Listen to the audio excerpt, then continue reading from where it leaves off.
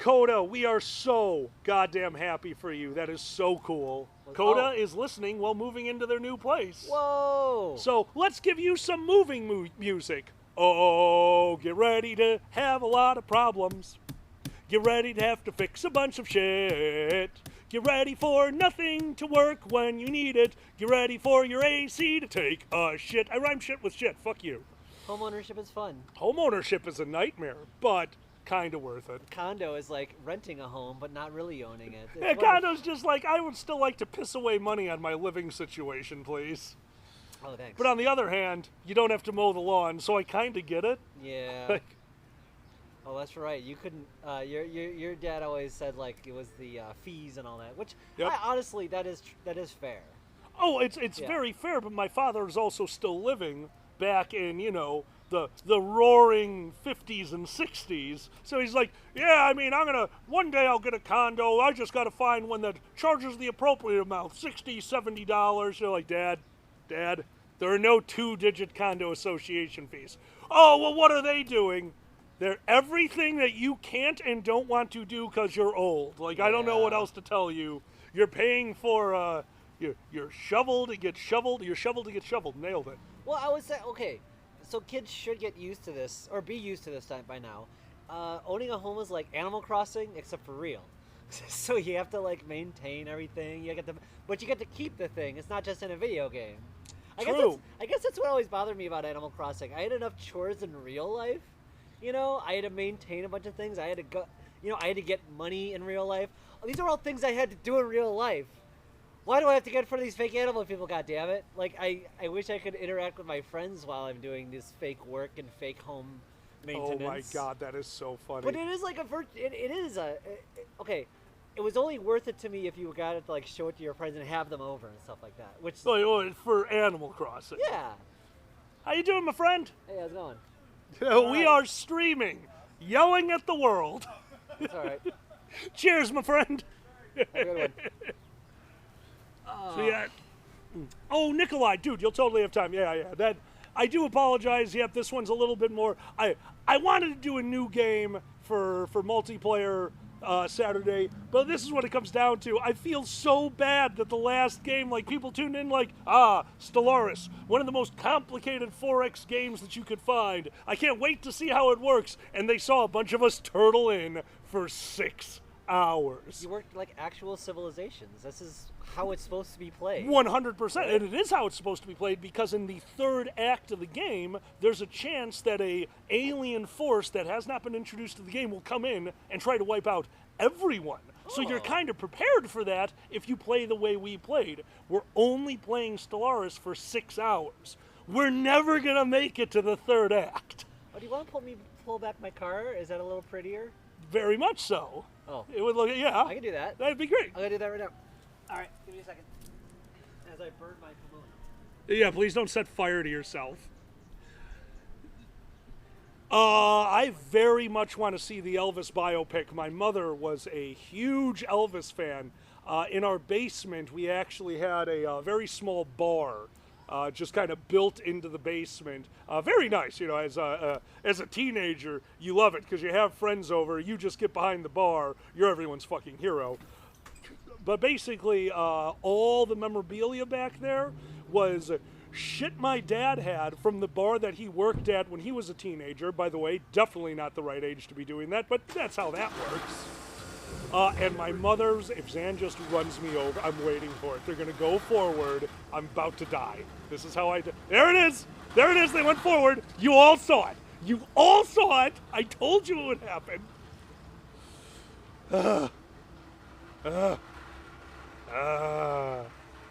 Yeah, Zanny is driving a car that sounds like not only is it on its last leg, but that leg is being eaten by termites because it's a wooden leg, so you know.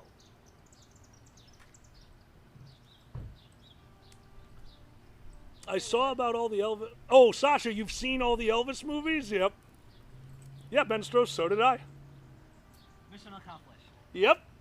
And everyone knew. What? Everyone knew that you would start by going directly towards me. I had to. God damn it. The temptation's right there. How could I not, like, run over my mate on stream. I Imagine how totally epic that would understand. be. Oh, absolutely. I Could mean- you? That would be the greatest end to the Dragget Show. Hello, everyone. Welcome to the Dragget Show. Boom! Zan gets out of the car. It's my show now. Mm-hmm. Absolutely. Hostile takeover. Oh, get off me, bug. Oh, your trees are making me look sad. My tree is. Oh, don't worry about it. Your trees over Oh, yeah, all the dead. there. Are they dead? Oh, yeah. Aw. Yeah, half of them died. You have like the, what do you call it? Hunger Games of trees over there. It's like... So you can't see it. I tried to make a privacy fence for the backyard instead of pushing in a fence. Basically, I tried to put in a bunch of small trees. I was going to put a fence on the other side, you know, to stop the salt from the alleyway from getting on them. But that's what the lawsuit I'm in right now is pertaining to. The person I paid to put in the fence decided to take the down payment and run. But I have his address and everything else, so now a lawsuit. So, yeah. Yeah. It'll happen. Anyway. Retro, have you the letter? I don't have the have the letter. Have letter. you the letter? Is that how that works? Yes. You have to have the official paperwork. The official paperwork. Hopefully they don't have some weird clause in their Hey, great. contract that says, I get to run away Yes. and not finish your fence. Yep, no, apparently. That was my big fear. It's like, yes, I can choose not to build your fence. That's just something I can do. Have fun. Yeah. Anyway. This is an interesting beer. Oh, yeah? Yes. This is Pils, New Let Zealand. me try it. Switch. Okay, sure. What's it, the coffee beer? That one, yeah, is a slight coffee stout. Depeche Mortal. That's No, yours. it's Peach Mortal. Is it peach? No, there's no peach in it.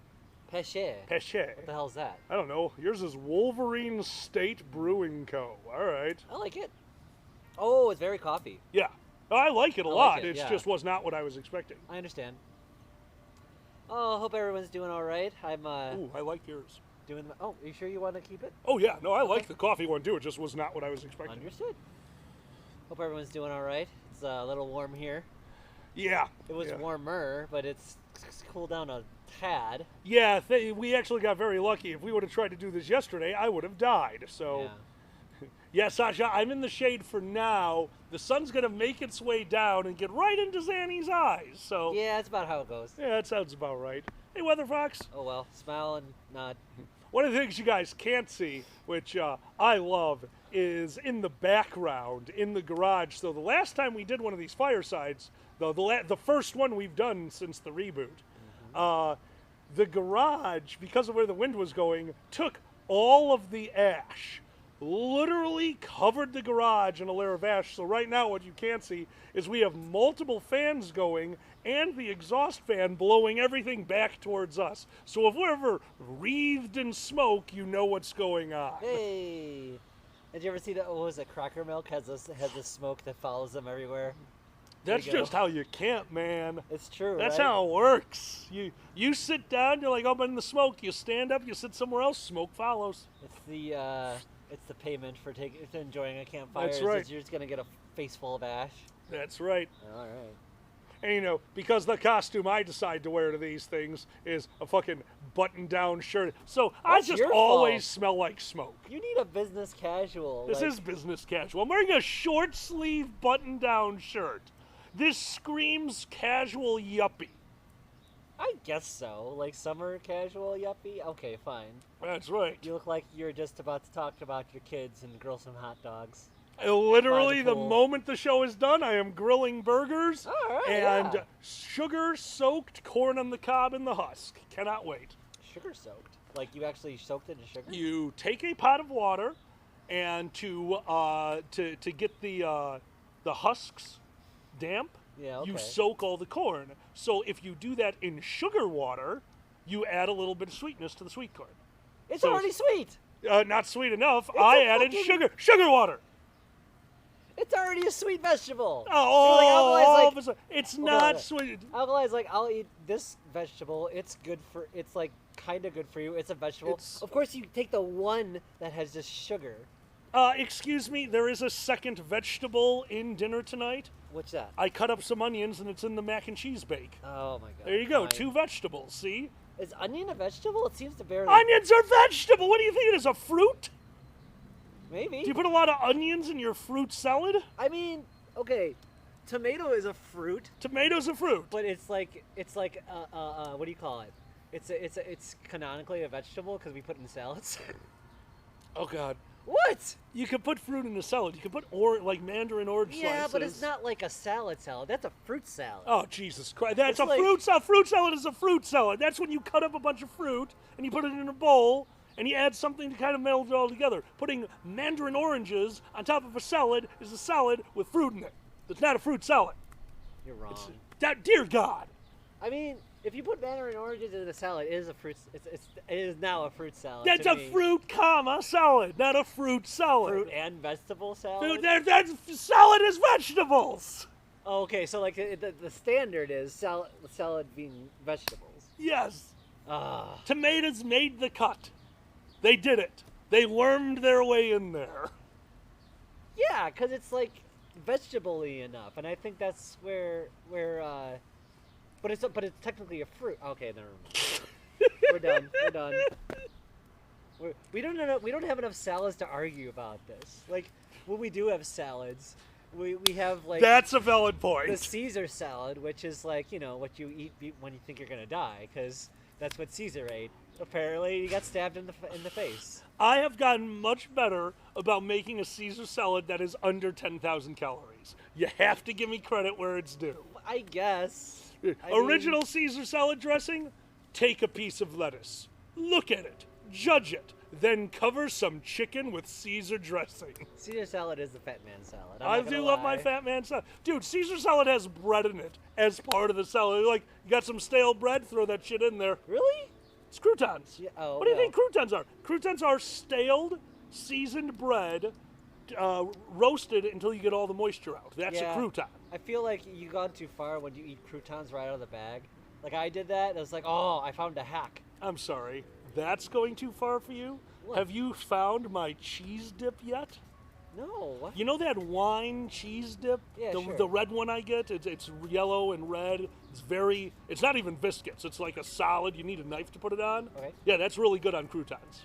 So put it in your salad. Die a little. Instead of live a little. I mean, that is what flavor is dying a little bit. Weather Fox knew it. You're trading in life for flavor. Like, I get it. I am 100% trading in life for flavor. Life for enjoyment. Yes. That's what this is. Sorry, what part of I am soaking sweet corn in sugar water for the last 12 hours do you not get? I am trading in life for flavor. There are healthy hobbies, There are a ton of healthy hobbies. Do they have flavor? Hot sauce. Hot sauce is not a hobby. It's good. Yeah, it's good. Hot sauce is definitely a hobby. You have not been on the internet, my friend, if you don't think hot sauce is a hobby. You got me there. Okay, fine. It's just, you gotta, like, dial into the right shit, I guess. Silverclaw, nice. I understand. Hot sauce is a hobby. All right, so Retro is saying it's called sweet corn already. And yes, Silver, correct. I want diabetes corn. I've had real sweet corn. I've had sweet corn at a state fair that as a handout, as a free sample, they had pieces about this big, uncooked, unbuttered, unsalted, just about this big, like, oh, you want to try some corn? It literally needed nothing. It was so flavorful and so sweet. That's the corn that I want to find again. And I can get a piece of that back by soaking corn that I plan on putting on the grill in sugar water for over 13 hours. I guess this is like you're having the funnel cake of vegetables.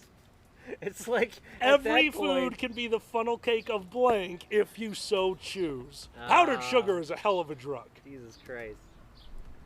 What other healthy things can we destroy? Oh, would you like to know? Please. Have you heard of a broccoli casserole? Oh yeah, you put what was the special sauce we discussed before? If you're talking about mine, it's Hollandaise. Hollandaise is perfect over broccoli, but I'm talking about a broccoli casserole. Would you like to hear the whitest thing that my family ever made? Please. All right. So, broccoli casserole from my mother. I wish I had the actual measurements of the ingredients. Uh-huh. But I do know it involved a full brick of Velveeta cheese, more than a stick of butter, because if you melt Velveeta cheese, it turns back into a solid. If you melt it with a stick of butter, it stays as more of a gelatinous goo.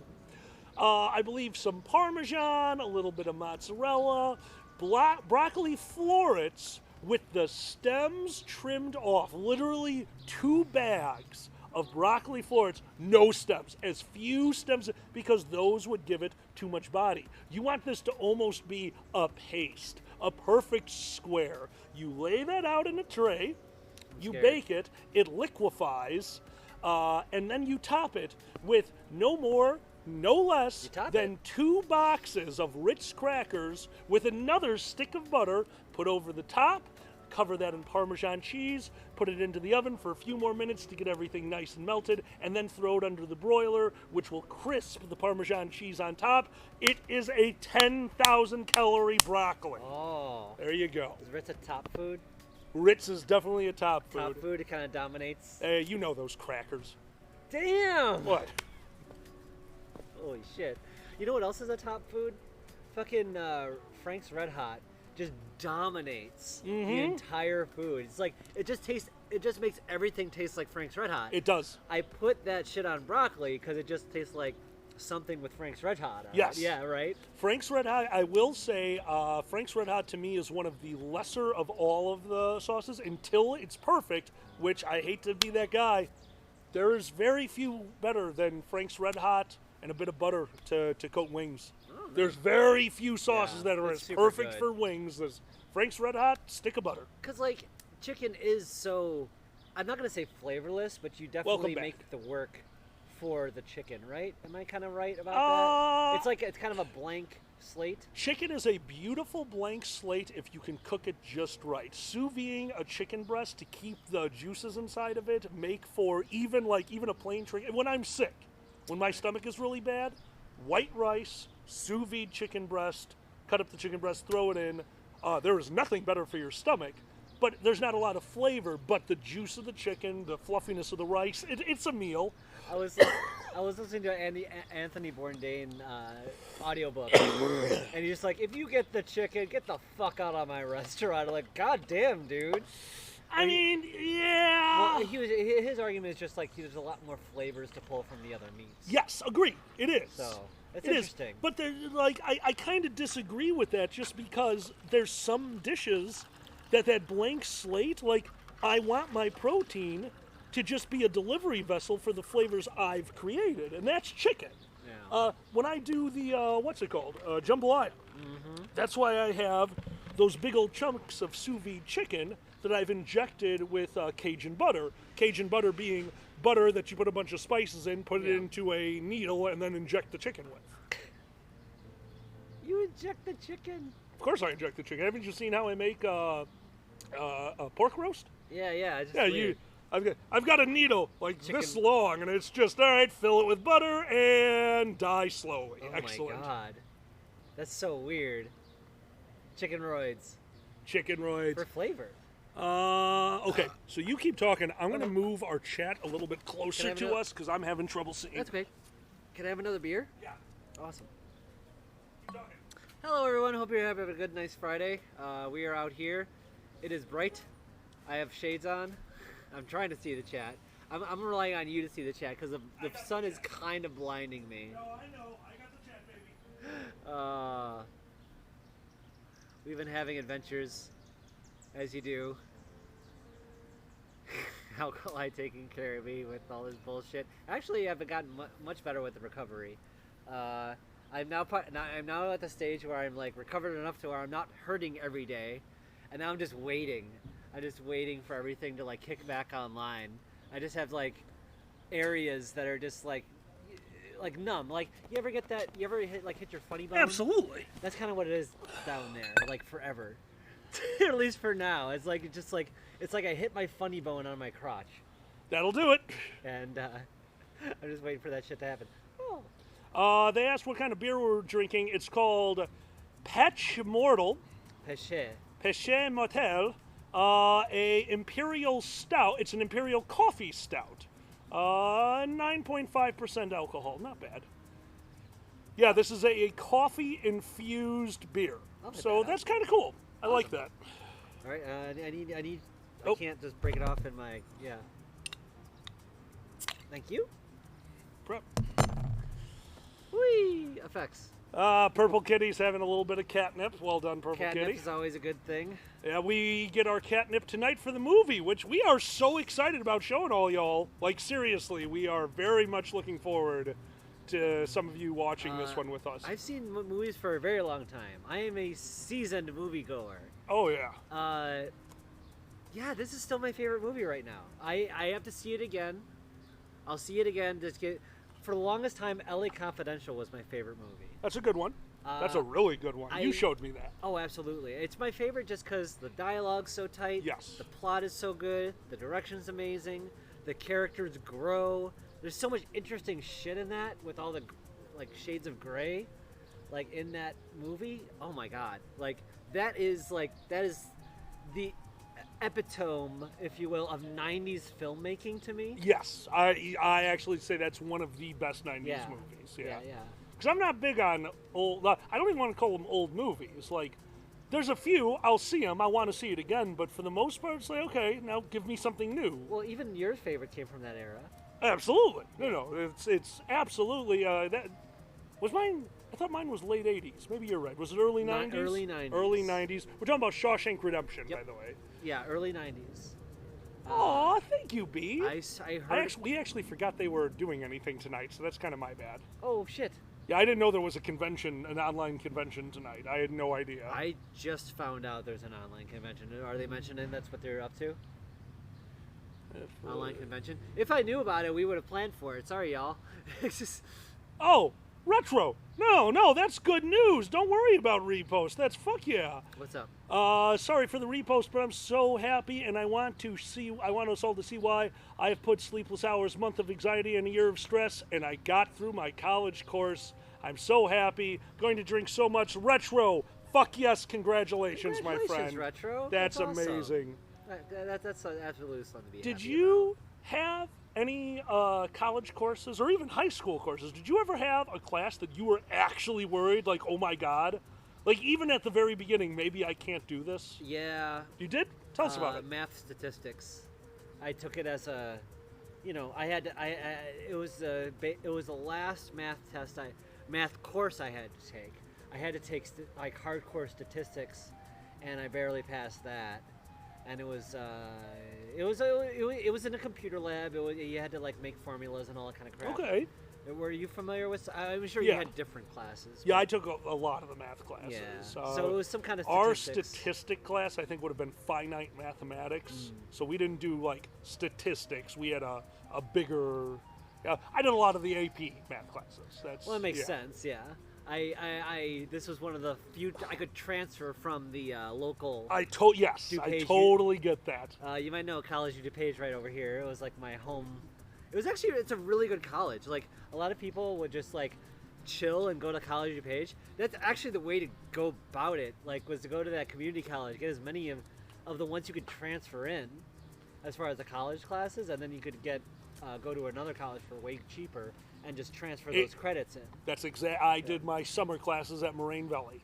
Just to knock things out, because I was not going to take English 1 or the equivalency at NIU for fucking $10,000 a semester when I could take it for $400 over at Moraine while working as a pit runner.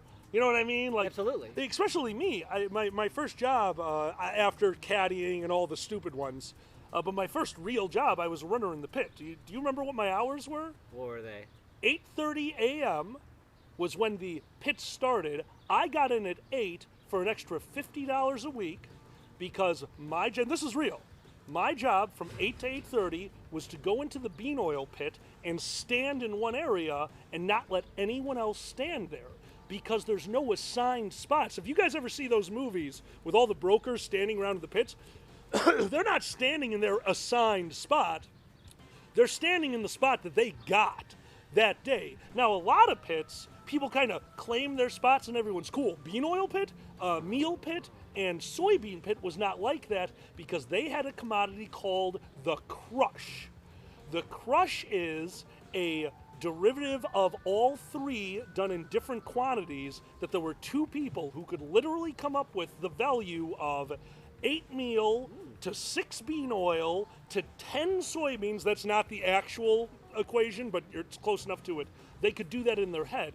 So people wanted the spot in the pit next to them because they needed to move so fast they were willing to give up a tick or two to get into the position in the pits so that they could have access to the crush, because you needed all three, and then you could trade out of the crush, which was a major contract. Oh, wow. And you'd get you'd get a hedge on it. You'd get a really nice... That's wild. That's so much. So mine was so simple. Like, that's right out of Hey, college. Miss Lily, that was before I was out of college. I was dealing with that when I was in high school. Oh, Jesus Christ. Yeah, I started working there when I was 16. Summer help when I was 16. Oh, that is hourly, probably. Yes, I was hourly. For the first few years of my job, I was hourly. Gotcha. Yeah, mine was just 30K out of college salary flat. Like that's. Oh, yeah? Oh yeah, that's it. Oh, see, And, even my hourly was only when I got and this was like 3 tiers up. I was at 32. Was when I'm like, okay, this is my career now. Because when I was a runner, that's a job. When I was a pit clerk, that was a job.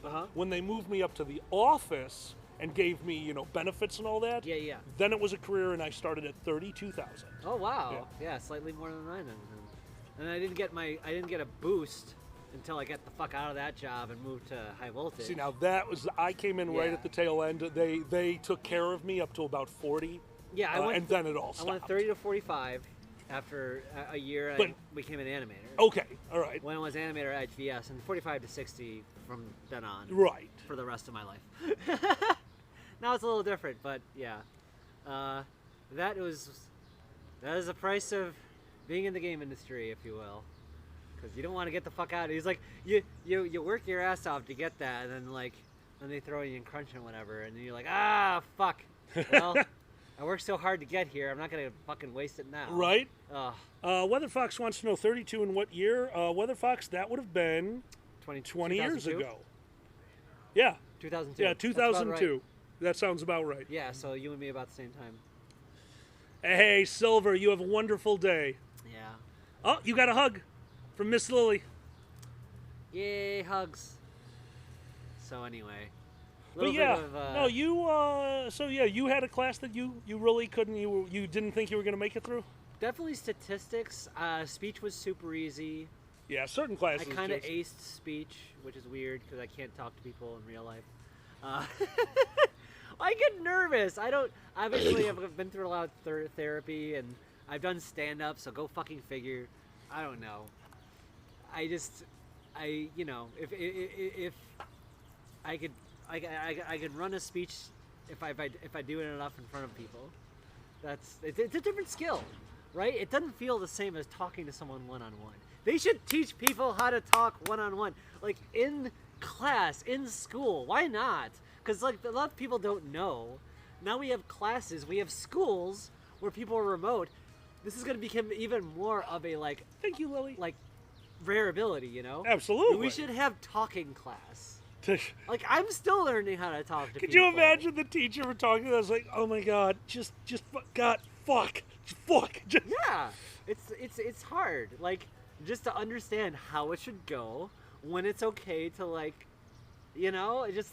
it should be an entire class. Yeah, but that'd be the problem. They'd have to sit up there with a bell. It's like, bing, Alkali, you've been talking for 10 minutes. Shut the fuck up. Well, yeah, sometimes people don't know. And some people, there's a polite way to say, you've been talking for the last 10 minutes. There's good ways to say it. Other hey, bastard. What was it? Monterey Jack's a kind of a cheese. That's also a kind of a cheese. Continue.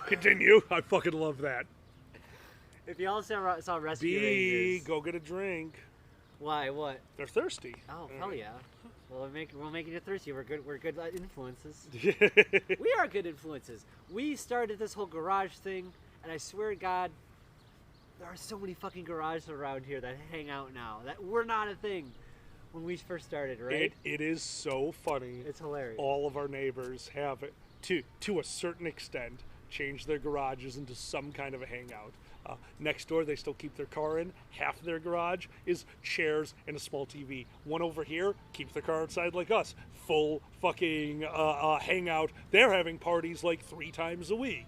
There's ours over here. Same fucking thing. They have, trendsetters. There's 2 behind us. Yeah? Yeah, I've seen 2 of them now. Absolutely. Because, like, at what point in society are we like, yes, the means of transportation, let's give that thing its own house? Why? Why? Like, okay, we live in Chicago, an area where basically you could say, how is it outside? Doesn't matter. It might start shitting rocks at any minute. Even for us, why do I have my car in its own house? There's no point to that. Oh, yeah. We have another room. We added an entire room to our house that you can smoke in, you can be loud in, like, it's semi-climate controlled, and if it's a beautiful day out, you can get rid of a wall. Just, 3 walls. Whee! Yeah, we'd have our gay flags out. It's great. Oh. It's good times. Retro, I hate the heat. I am definitely not a one of fan. those. Yep, I am. Spritz, spritz, spritz. Oh, give me spritzes. I'm not a water dragon. Oh, why not? You're blue. I know, I got the ear fins and everything. That's right. I'm not a spitter. Well, I kind of am a spitter. Am I a spitter or a swallower? It depends on the day. Oh, it's Weather true. Fox, enjoy that porch. That's the deck. That's one thing that I wanted that we didn't get. The garage is kind of doubling as that. But yeah, dude, it's your property. I don't know if you live in a legal state, but enjoy that fucking deck and have a smoke out there. Fuck them. With my parents, they'd be like, don't put holes in the wall, don't put things on the wall, don't paint it. You're gonna have to resell that. That's all they could think of. Yeah, mine tried to do that too, so I would literally just stare at them while hammering things into the wall and miss and go, well, good thing it's my house and I can cover that with a painting. Like, I definitely came from the idea of you're not allowed to enjoy your life during the life and that you're gunning for retirement, and I think that really fucked with me. The gunning for retirement thing is definitely yes. I had to deal with that too, but it's hard to... My defense was always, I will not take stupidity seriously. So you can say whatever you want. If I deem it to be stupid, I will make fun of it, I will do it in front of you, and when you try to yell at me, I will laugh at you, and that put an end to that really fast. Oh, yeah. Like, giant fight? How do you deal with you're screaming at me and I'm crying laughing because what you are doing is so pointless? Then you get frustrated, it turns into a bigger fight, and I remind you that I own a car. I can leave. You can deal with your shit. I'm going to go to Galloping Ghost and play a video game, and when I come home, I'm putting the painting right where I wanted to because your opinion doesn't matter. Like, oh my God. Nice. When did you just kind of fucking always have that? Like, fuck you, I'm gonna do what I want? Once they tried to take away Nero from me, I don't really want to get into it because it's kind of a disappointing story, but at one point they equated my need for Nero to basically not being a man. Like, What? Why would you do this? I'm like, oh, and I looked at them like, oh, I didn't realize that you're just you're just too dumb to talk about this. What did you just say to me? I just said, you are too stupid to speak to on this topic. Do research and come to me when you grow up. And it turned into a giant fight, and that's when I realized, I have a car. So I got into my car, I went over to my buddy Jeff's house, I stayed there for a day, I came home like, you can't do that. I'm like, I did. There are no consequences. You can't do anything to me. I own a car. I can just leave. Well done. Well, no, I mean, the moment you're going to tell me that I'm less of a person for doing something you don't understand, I don't have respect for that. Like, the idea that anything that somebody would do, like, if you're doing something to hurt another person, then no, now we're going to have a talk. Well, that's where they got me, because, the idea was, if you're doing these things, you're hurting your parents. Yeah, so that's what they got me and forever. don't get me wrong, they tried that too, Yeah. but I knew that I wasn't. So your opinion is pointless. Like, you have an opinion, it's wrong. I can prove it by the fact that I'm not hurting you. Putting this picture on the wall does nothing to you. Oh, yeah. Ever, at all. Car. Oh, God. Well, anyway, we could spiral into other topics. But I don't know if I want to. Yeah, or no, not. we do not. You never know. Frank Lloyd Wright hated the concept of the garage. He claimed to invent the carport as an alternative. Okay. The carport. Carport is just that, like, open shed, just literally to keep the elements off your car. Well, it's like it is a garage. It's just a smaller one. Yeah. Kind of like hooked to your God house damn it, then? B. Yeah, I mean, it doesn't even need to be hooked to the house. You've seen them. They're just like a open shed. Yeah. It's funny, like, the more and more I, like, especially watch your things about city planning, like, it's true, though. If you don't have a car in the suburbs, you can't do shit. You are, like, far away from everything. That is And the you problem are with American. isolated. Correct. Yes. Exactly why I was isolated for so long. Oh, absolutely. Yeah. Until, like, I didn't get any kind of communal living experience until I got to Northern Illinois. Yeah, like, I finally had that. It was amazing. And even over Right? here, ours isn't too bad. We That's have true. a little commercial district right there on the corner. We can walk to it. But imagine somebody who lives over on closer to Kedzie. Sure. There's no commercial district over there. The closest one is 95th and Kedzie. Everything, it's barely walkable. Yeah. We're lucky we have sidewalks. We can walk, but at the end of the day, no. Like, our spread out suburban fucking, no, it's horrible. Guys, I shit you not. Like, the fact that I could walk to things is, like, blows my mind. I literally had to drive across town or bike at least 15 minutes, like, really hard to get to something interesting, which is renting a video or a video game. There you go. That was, Exactly. like, all I could do. Like, it was just suburban hell. And that's why so many kids grew up sheltered. Like, Yes, yeah. absolutely. Yeah. And Slothmon has another good one. Absolutely no public transportation. Chicago is a really good example of that. We have good public transportation if you're trying to get to downtown. What we don't have is suburb to suburb transportation. If you look at the Chicago map, it's a bunch of lines going into downtown Chicago and then the red line, which is the circle inside the loop. It's the loop. We don't have an exterior loop. That's what we're missing. And I mean, obviously more than that, but a line to get you from suburb to suburb. Dude, the amount of people now that live in a suburb and work in a different suburb. Like, I believe the last time we did the census, it was like 45%.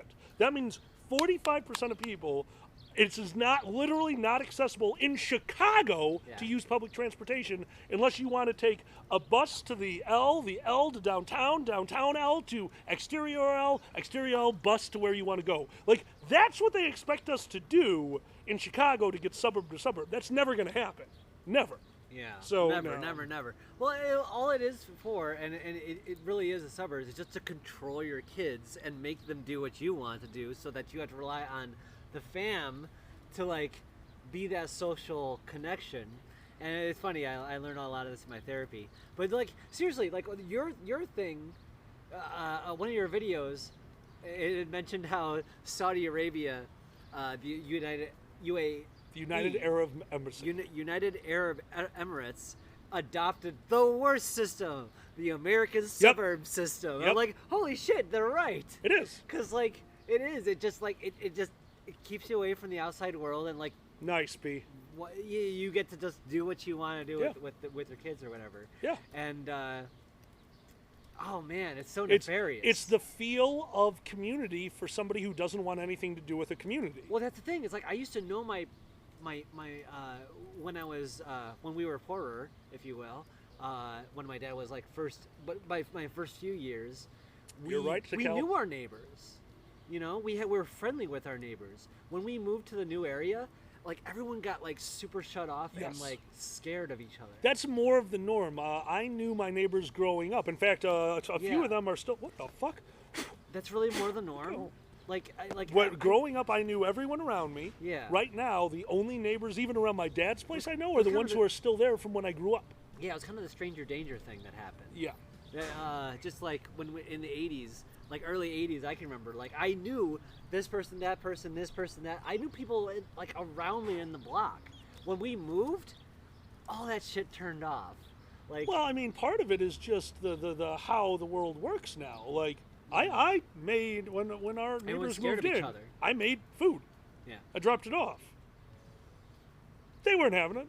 Yeah, And they're yeah. just like, oh, that's weird. I'm like, oh, to me that's not weird. Didn't know that was weird. Okay. I get it. Yeah. Like, that's just not a thing that happens anymore. All right. Fuck, dude. Yeah, that's wild. But what are you gonna do?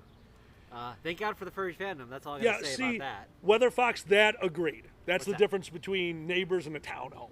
Oh, Townhome, yeah. you do need to kind of get to know your neighbors because you're going to share a wall. And you would go, hi, could you not fuck against the west wall? Can we You just- got an east wall. Can we just have a furry town where everyone's cool with it? Oh, we'll get there.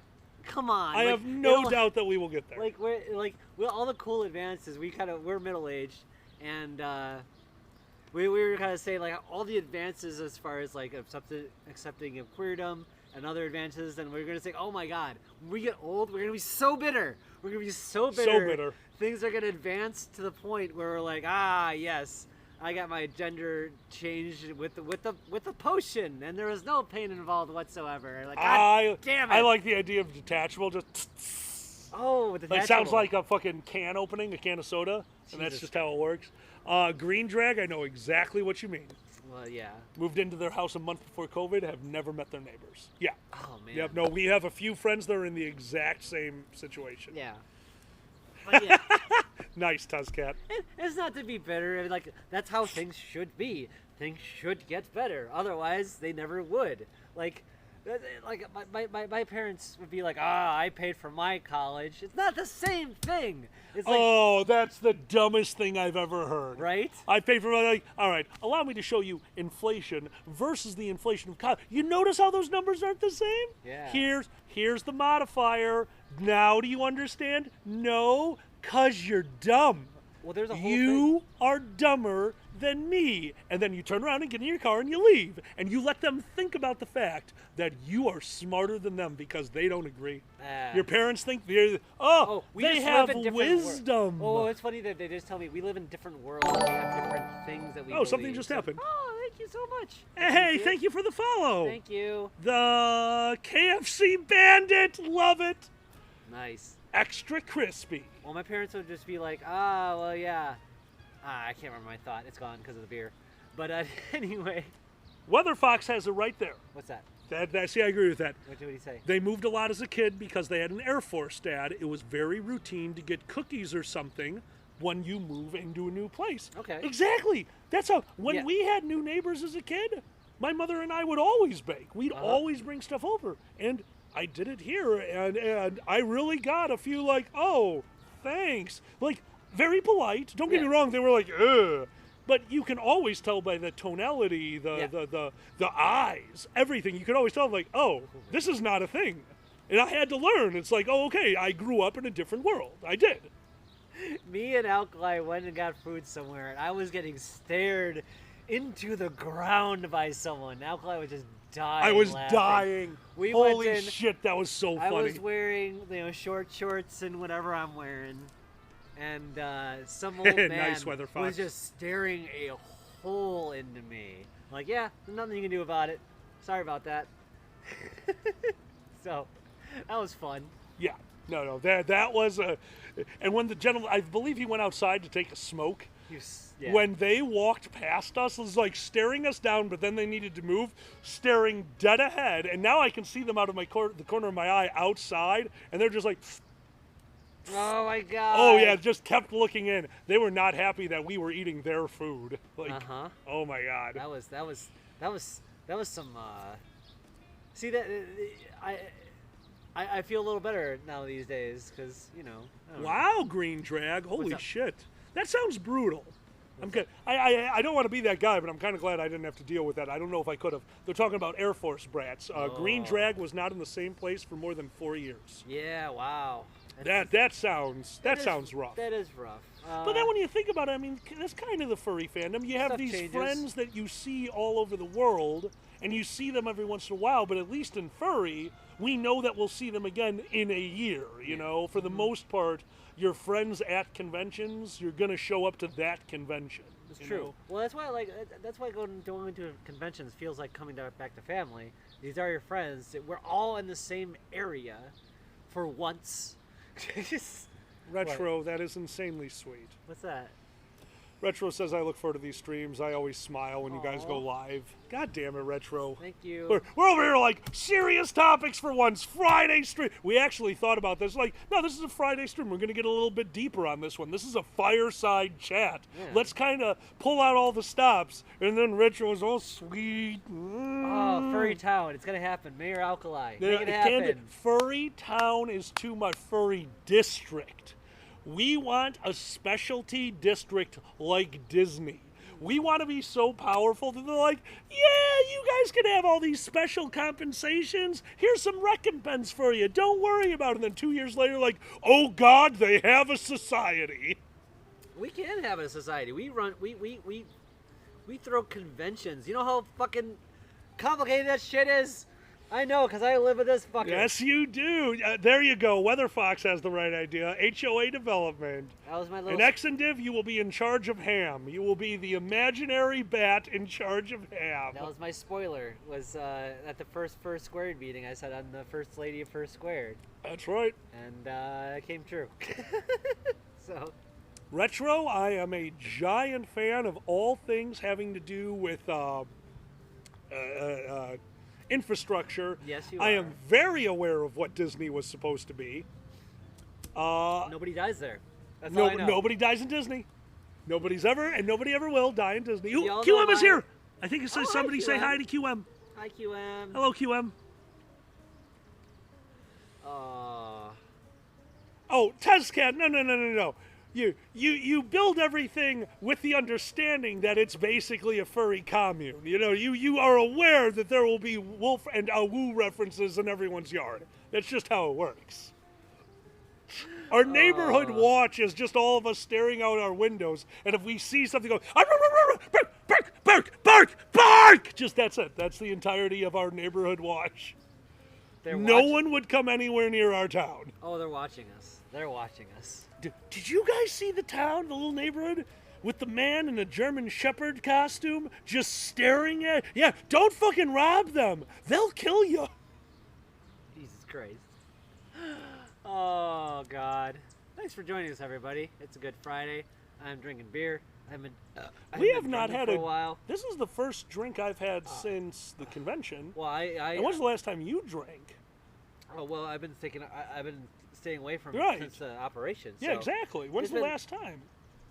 Ooh, a little bit before that. Yeah, though? our drinking night, wasn't it? Yeah, Holy shit, you haven't. This is your first drink in like a month. at least more than a month. Yeah, absolutely. Nicely done. Thank you. Yeah. You wanted to stay away from the drugs and alcohol a month after surgery, just because complications and all kind of deal. Oh, I like this. Miss Lily says they would run the local video store in the furry commune. Lily, great job idea. Everyone else, what's your jobs in our little commune? I would love to work What in would the you do? video store. I like the video store. Like, okay, hold on. Let me think of what if I could choose. What would it be? You get to choose. Choose something that benefits the community. Yeah, I know. I will be in charge of making sure all of us pay the least amount of money physically possible to live there. I will do everyone's taxes in the area, and I will figure out how all of us can form one giant LLC that all of us would be able to take advantage of the tax breaks for. I am the accountant and the mayor. That is my choice. What's yours? So video stores are kind of obsolete Jesus now. Christ, Purple Kitty. What is Military. Okay, I wasn't ready for that one. We need a military. We do not need a military. Okay, I'm with Purple Kitty on this. We need a furry military just in case shit goes down. Look, we're gonna have some goddamn Nazis coming in that are not happy with the furries being there. Just Okay, being themselves, fine. We get the okay? fine. You're in charge of the military. We need a little self-defense. Maggie got the bar. No, Maggie. Sorry, Maggie. You're gonna have to repost it. Moving too fast. So Pup is cooking at the bar. All right. Maggie had a CDL. So Maggie is in charge of getting the what we need to live into Gaytopia or whatever the fuck we call it. So Gaytopia, as a general thing, the village of Furtopia, if you will, should have, like, we'll do midnight movies every once in a while. Just put them up. Yeah. Ooh. Have a big ass screen.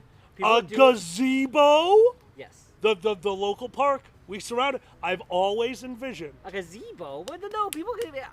No, you have a gazebo. It doesn't need to be in the gazebo. You have a gazebo. Yeah. A rentable gazebo, because I'm okay gazebos with are it. cool. Fuck everyone. I like that. So I then, love gazebos. But then you also have the cars, so if people want to screw while they're watching the movie, you still have that experience too. Cars? Excuse me. It's this a is drive-in. Exactly. Drive-in. No. There's another word for this, where you bring theater? It's a drive-in, but you just bring your blanket and chairs and seats. There's a word for that kind of an outdoor theater. Oh, okay. Because this is Gaytopia. You can fuck on the lawn. We don't care. Yeah. If We'll you want just be privacy, just put up a tent. If a couple going up, we'll just be like, gentlemen. Gentlemen? Yeah, exactly. Gentlemen? We'll just be going at it. That's If we fine. see a tarp moving around on the ground, we know they're doing the worm.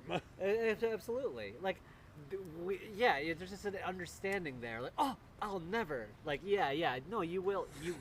No, never. You will do it. Briggs, you got the job. Briggs got one. Library, activist, and historian. All right.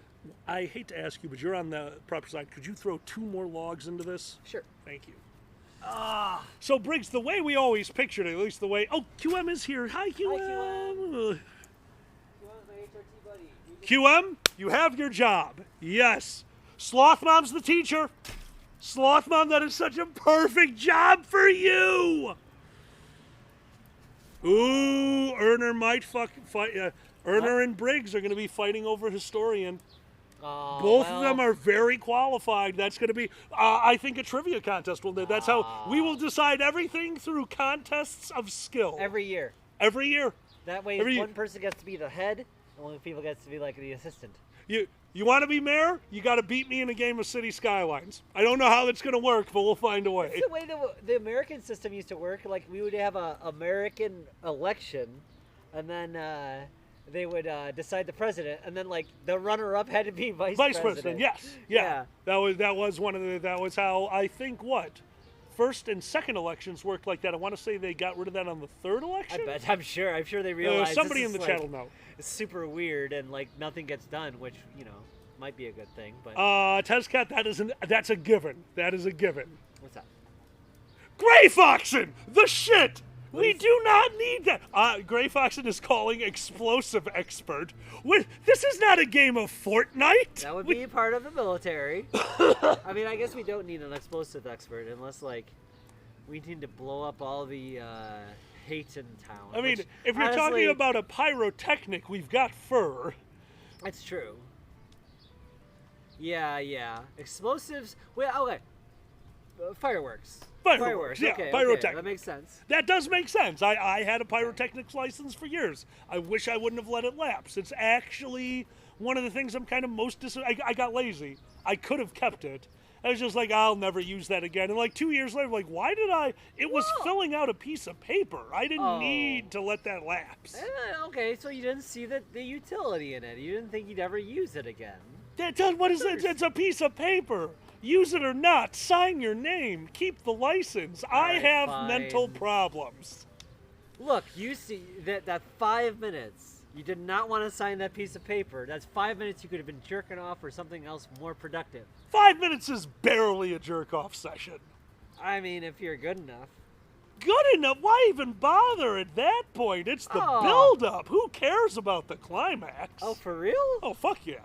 Back in the day, I could crank like a motherfucker. You just I could get that out in 5 minutes. You wanted to get to the denouement as fast as possible? It's like, Sometimes you have things to do, okay?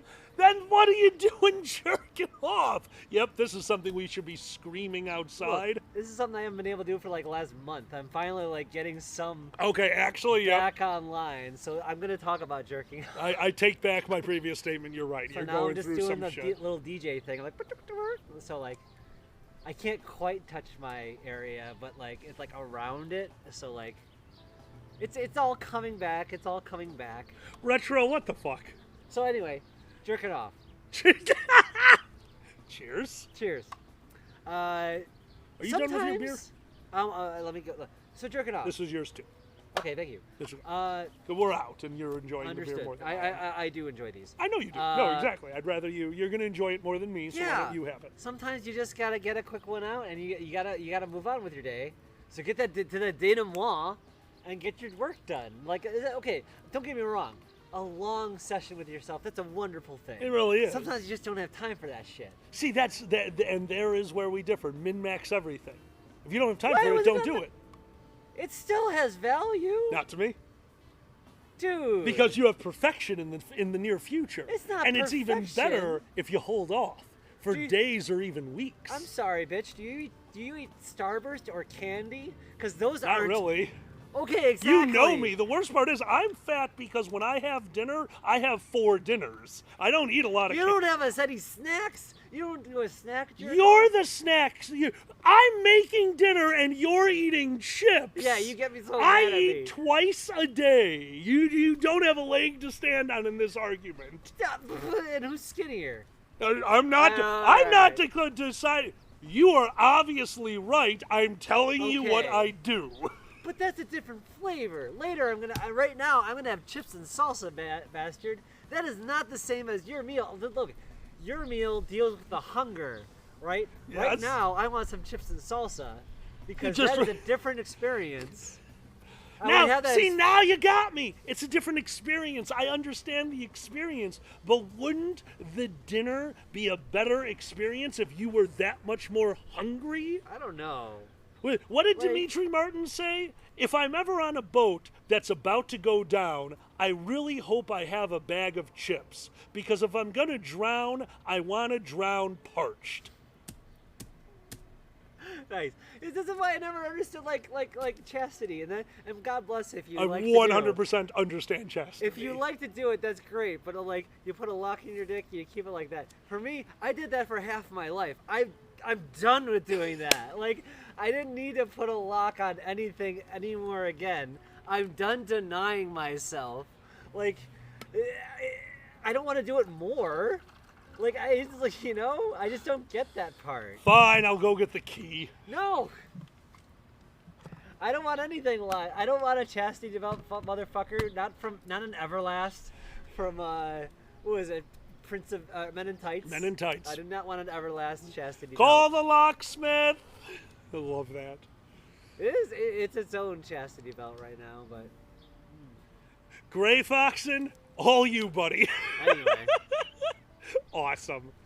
So yeah, jerking off. How about that? All right. Channeled, Stoat, that's not a bad idea. What's that? Channel titles with your job role in Gaytopia. So, I'll be honest with you. I'm building Wana in City Skylines, and I've been building...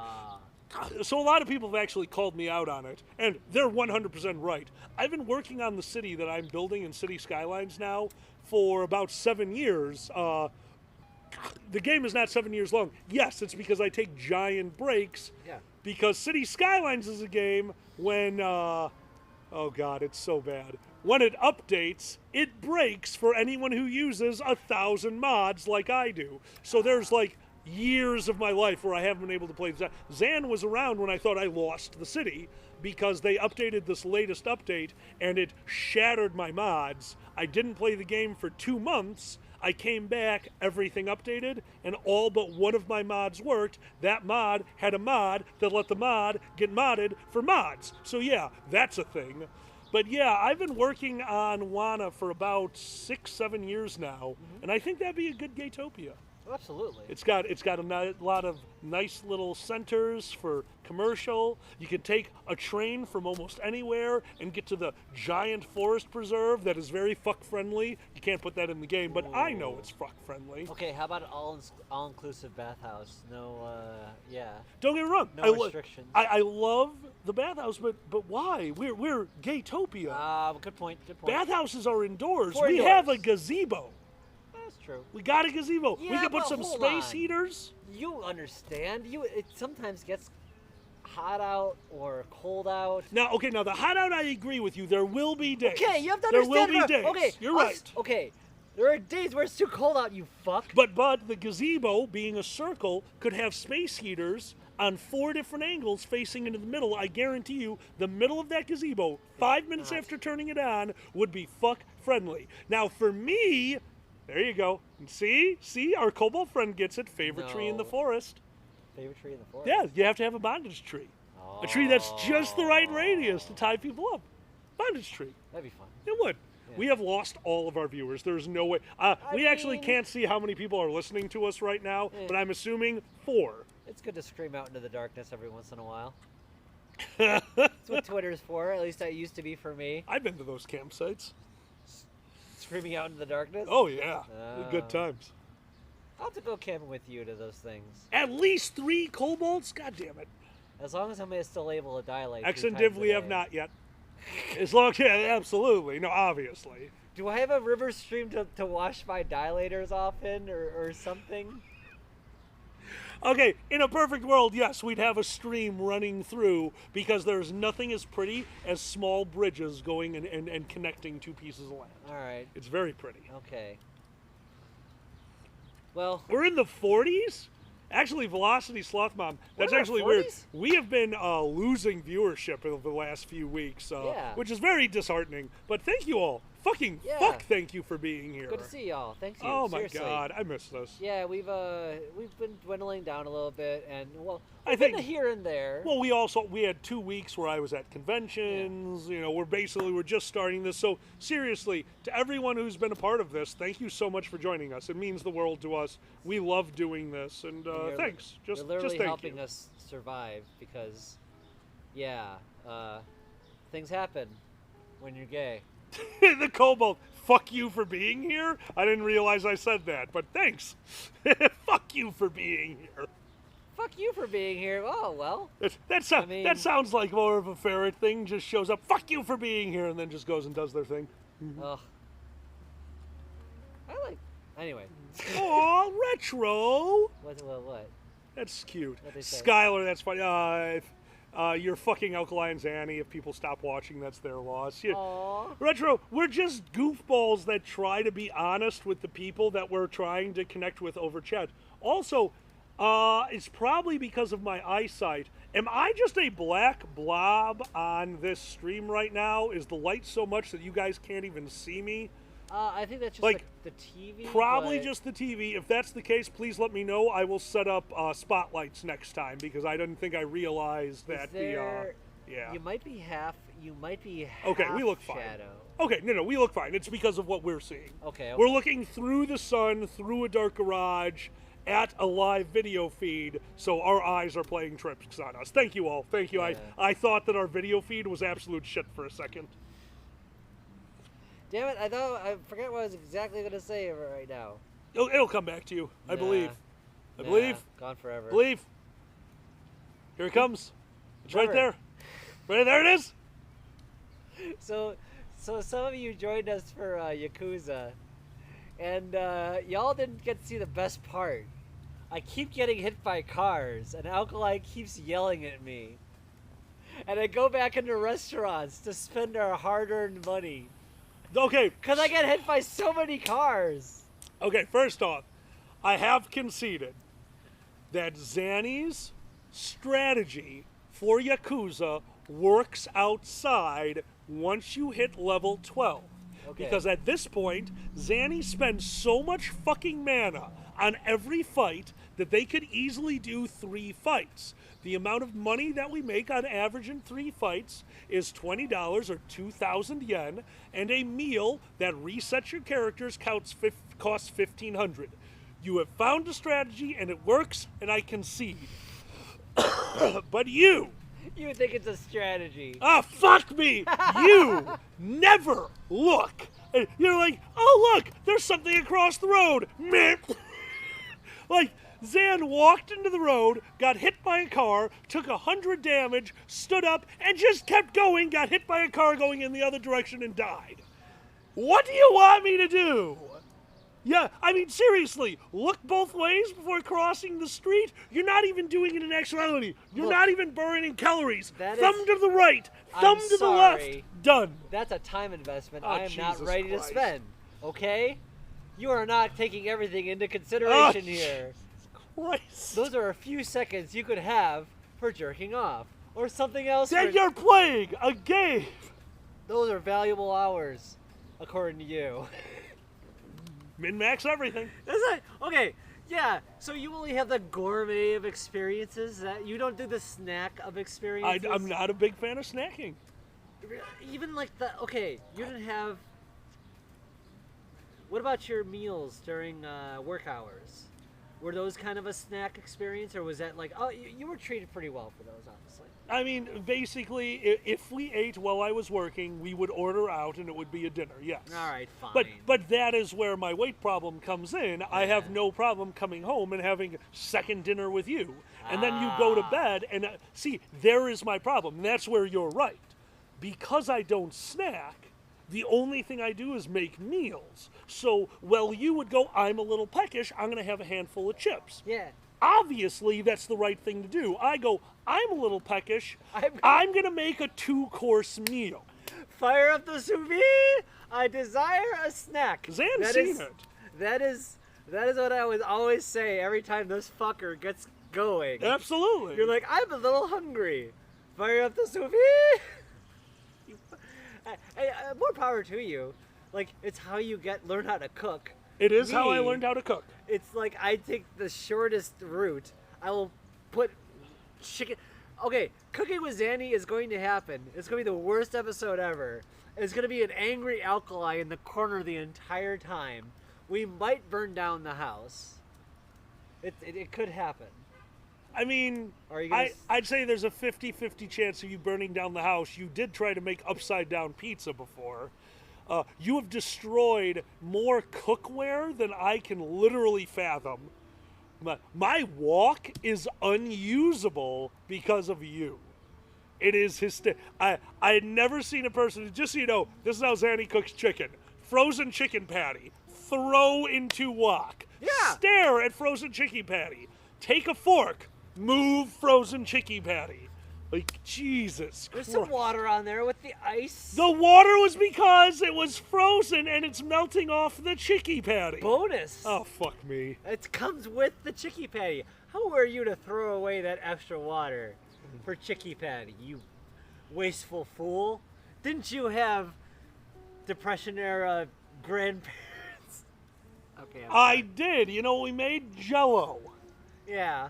Rice Krispie treats. 7-Up. But last night, they're like, hey, Zan, I'm going to run inside really quick and do laundry. Well, I was in, I'm like, hey, you know what we don't have tonight? A dessert. So I made pudding. It took me 5 minutes, and I made pudding. They came inside. What the fuck are you doing? I'm like, I'm making pudding. God damn it, it just left. Swiss Miss, that wonderful bitch, has a dessert for me if I just put chocolate powder in a cup and it pours in there. I have a dessert.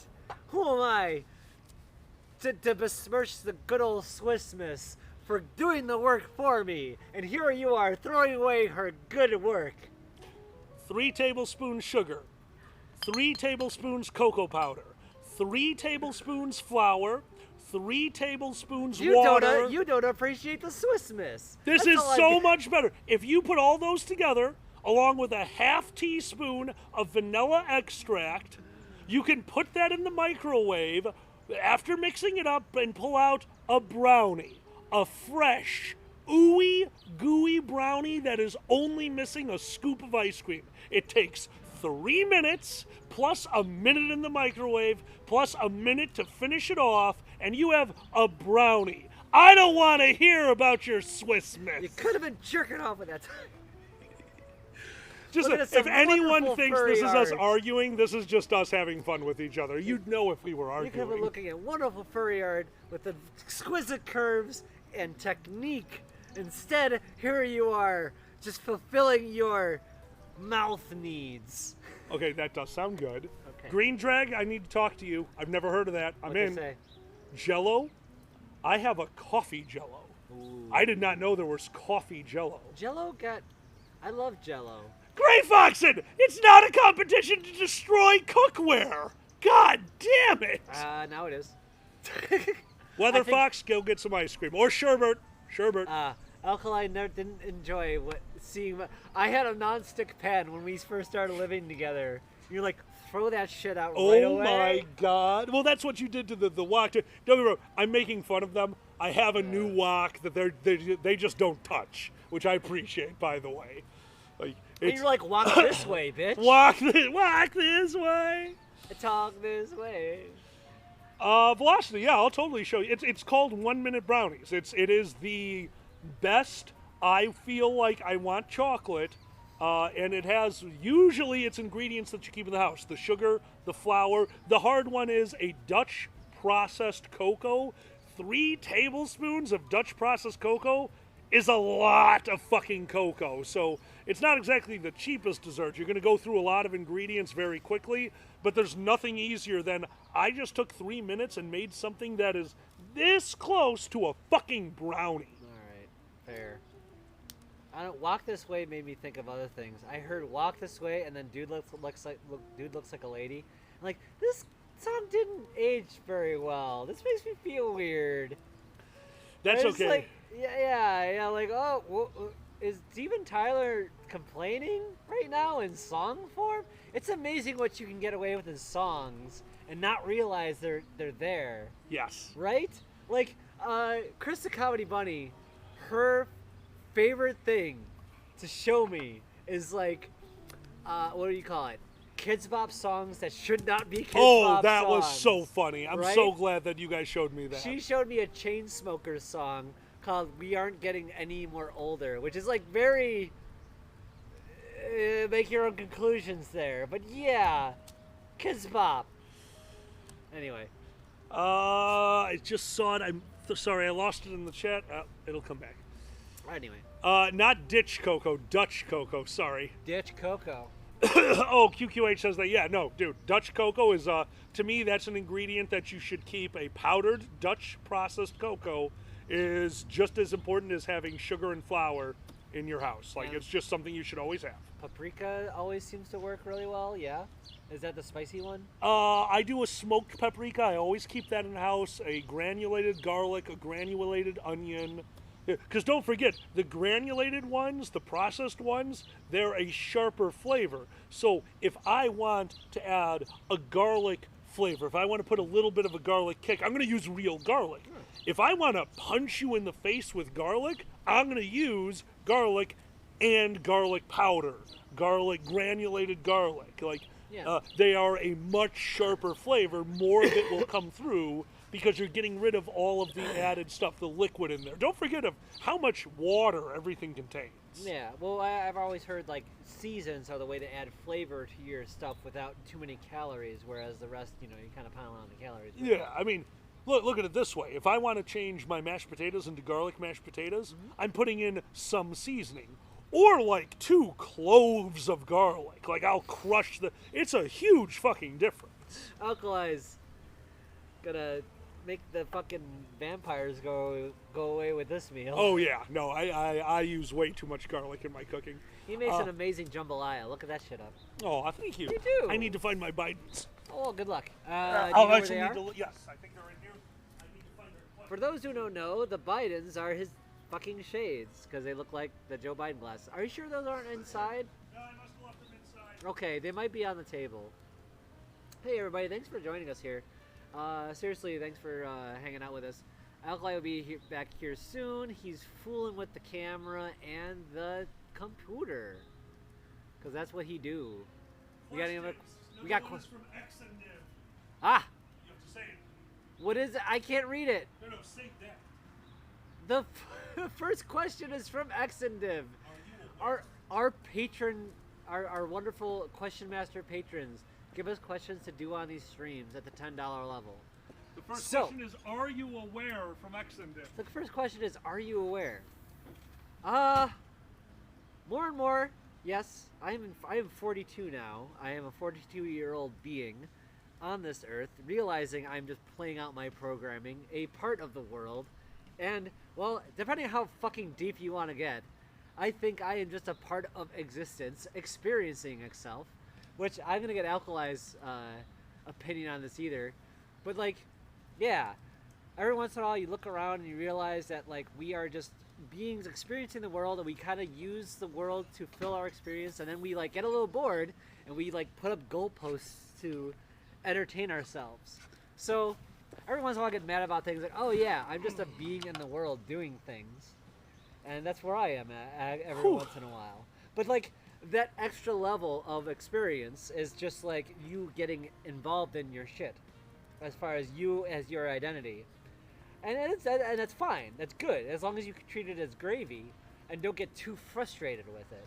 That's where I did a lot of Buddhism and Taoism bullshit, but anyway, yes, I'm aware. Are you aware? I'm aware of this moment of now. I think time is a flat circle. We are just doing this thing forever, and to realize that you and your Biden glasses doing this right now just makes you look mad. It's funny. So mad. So mad.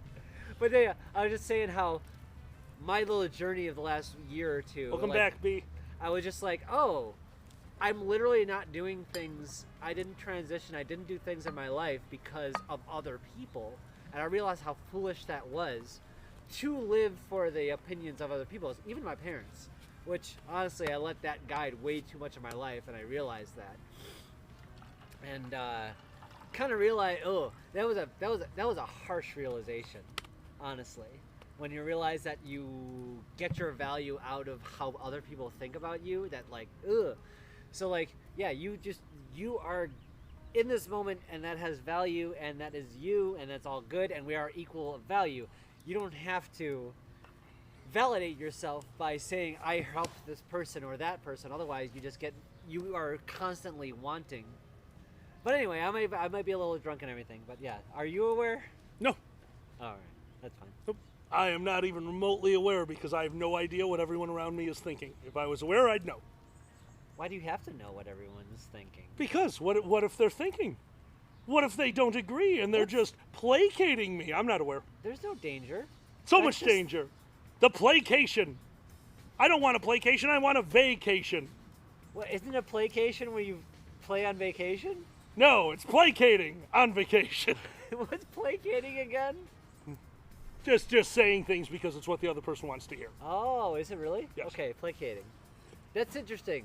Oh, Sue is here. Hello, Sue. That is the suburban experience of I looked this thing up and I'd never heard it before. The suburban chill, and it's definitely what I grew up with. Was like the only rule is to keep the peace, and I realized how fucking like wrong that is, or how like evil that is. Like it just buries sentiment and like actual thought and doesn't let it out.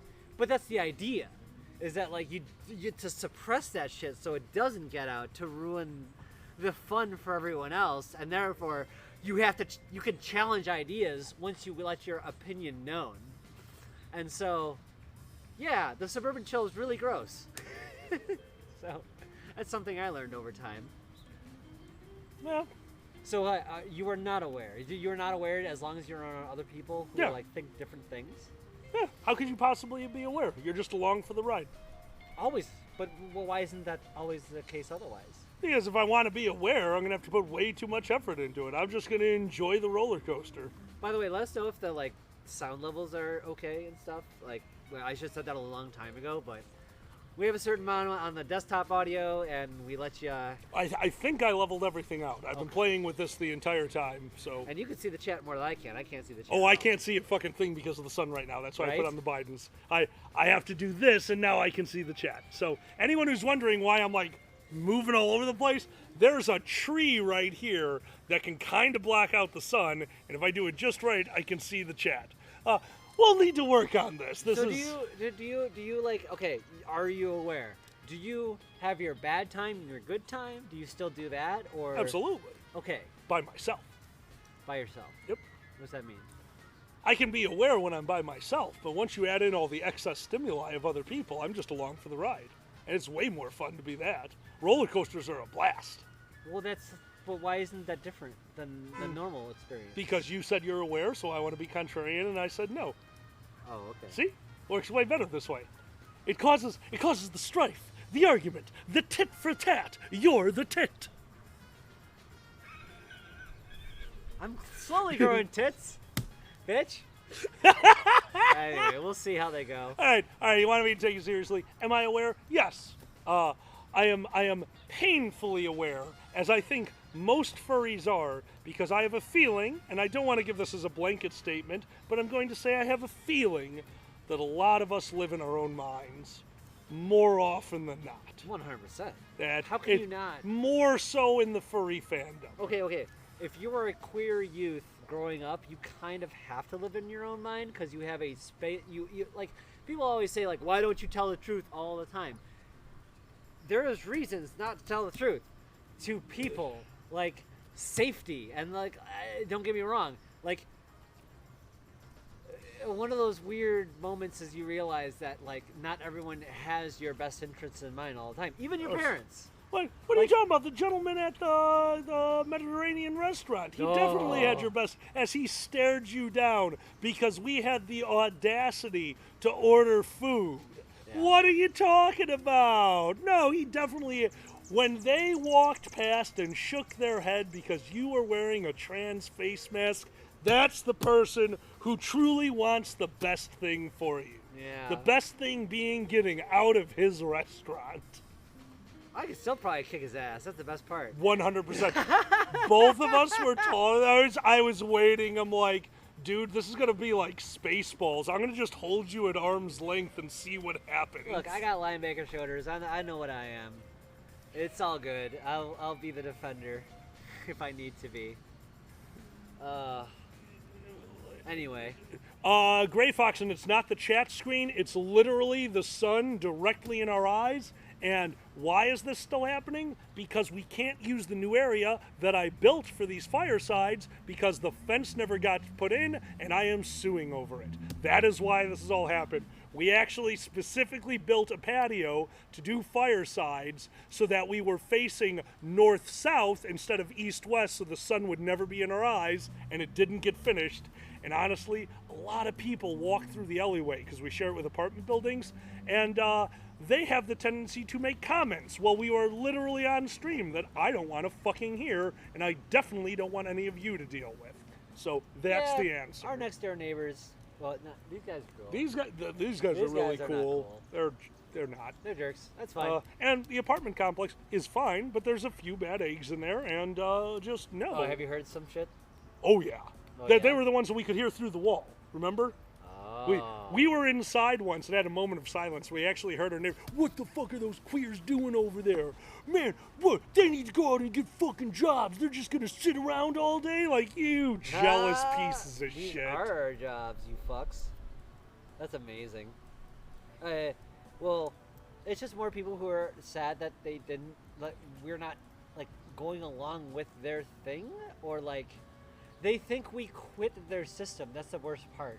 Is like, yeah, you're not going after this thing like the rest of us, and therefore you just quit. It's like, no, I was never interested in the first place, you weirdo. That is exactly what's been going on with my old job lately. Oh, for real? They like... All of them are coming in with, I wouldn't call it passive-aggressive. Yeah. I would call it obscenely passive-aggressive. Like, oh, I'm really glad you're trying out this thing. When you're done, here's the job. We already got it lined up for you. You just let us know. Like, oh, you're going to try that? That'll be a really nice hobby. Don't forget, your job's waiting for you when you get back. Yeah, no. Because I was good at that job, and that job makes money and gives insurance. I don't know. What am I doing right now? I'm obviously goofing around, treating this like a vacation, which is funny because I've actually been in contact with my old coworkers to this day. As of yesterday, they're still treating things at the desk like I'm on vacation. They're still taking their vacations. Bastards. The desk is down to 4 people for the next 2 weeks because not a coworker, our boss did not cancel his 2-week vacation. There are 4 people on that desk right now. There's supposed to be 6, and one of the 4 people there is getting over a stroke. That gives you an idea of how seriously they take this. How many systems out there are like held up by the people at the bottom holding up the slack, and then people not wanting to take the slack when, like, your job, like you mentioned that is 100% what's going on. Nobody wants to take up the slack for what you did, and it's insane. Because that's work. Yeah. Why do work? I'll do it when I get back from vacation. Right. They think work is a sucker's deal. Like the way you do things is to own things, and don't see how that. Well, either they do see how that's exploitative, or they don't care, or they think they earned that. There's all sorts of things like that. There is the hierarchy of people thinking they deserve shit is Skylar nefarious, Nice. right? Yeah, absolutely. We were like, are you aware? So for me, being aware is realizing life is just this moment, and we just put up goalposts constantly to make our life more interesting. Like, if I get to the bare bones of it, I can get there. But then sometimes I get involved in my life and involved in my identity, and I get mad about things, about the things I should have or should not have had or should have had, like, experienced by now. And it's, the fact of the matter is, my experience is completely unique. And, like, to expect that, like, to have all the things that other people is silly. Like obviously. And, like, that goes for every life. Every life is, whether you think it or not, even if you think you're as ordinary as possible, it is yours. It is like, it is unique, right? And like we like to say that it's not, but like there are so many things to do in the sun. There are so many like thoughts to have, even creativity. We say there are no new ideas under the sun. Like when we're coming up with things, we realize we are influenced by our heroes. Absolutely. Right? And like, we're kind of passing that on. It's not we're not pulling from some like grand god. It's just. Oh, there is no God. Well, okay. Well, you're pulling from the grand our chaos, which is your mind. Yeah, and we have no control over that. That is the. And that is where I disagree with you. Okay. I think we have full control over I that. don't. I know. Yeah. That's where we disagree on everything. Yeah, well. It's wonderful. I think we have no control over anything, and then we're just along for the ride, and you need to enjoy the ride. No, but like I think there 100% is a ride, and you should enjoy it. But there's no chance in holy hell that you can't edit it. Okay, just so go into the module. Go into the module, open it all up. Argument. The decision between this and that, it comes to this belief in willpower. Like but you've already lost. Why? You just said decision. Exactly. The decision is the ability to choose between A and B. That's why I don't believe it. You just said you were making a decision. No. Because I use the word, I'm using it to where you can understand it I better. love that every Okay? time you It's argue not a this, you gotcha. beat yourself in No. the first sentence. It's not a gotcha to say the thing that you understand. I'm just saying that consequence. Oh my god! I literally can't even see that there's a TV anymore. Consequences happen. You think things. Okay, when you make a decision, you're like, I'm making this decision because A, hey, B, Ezekiel, B, B, B. thank you so much. It's not because like if you say I'm lazy, in your mind you're saying that is not worth doing, which is valid. That is the part we disagree on. Yeah, not valid. Things are always valid. Okay. When you think things aren't valid to do, you are challenging power. Otherwise, you are just going along with whoever told you to do the thing, and you're being a slave to their will. Why, who said that you had to go along with their thing? You're making a decision. Exactly, that's a decision, whether or not to Which go along with it means that or not. that does not mean that there is no free will. If you're making a decision, you have free will. No. The building blocks, you do not have those. You do not have the building blocks that you created to get into the situation. You did not create in. those. Yes, you did. No, you're saying that. You absolutely did. You did not create those. Those if you came haven't to figured you on it a out, platter, bitch. This is one of our favorite debates. We have debated this fairly extensively. The last time we debated about this, we were talking about this, about the nature of free will, and a video on the screen said, "So grab him by the pussy."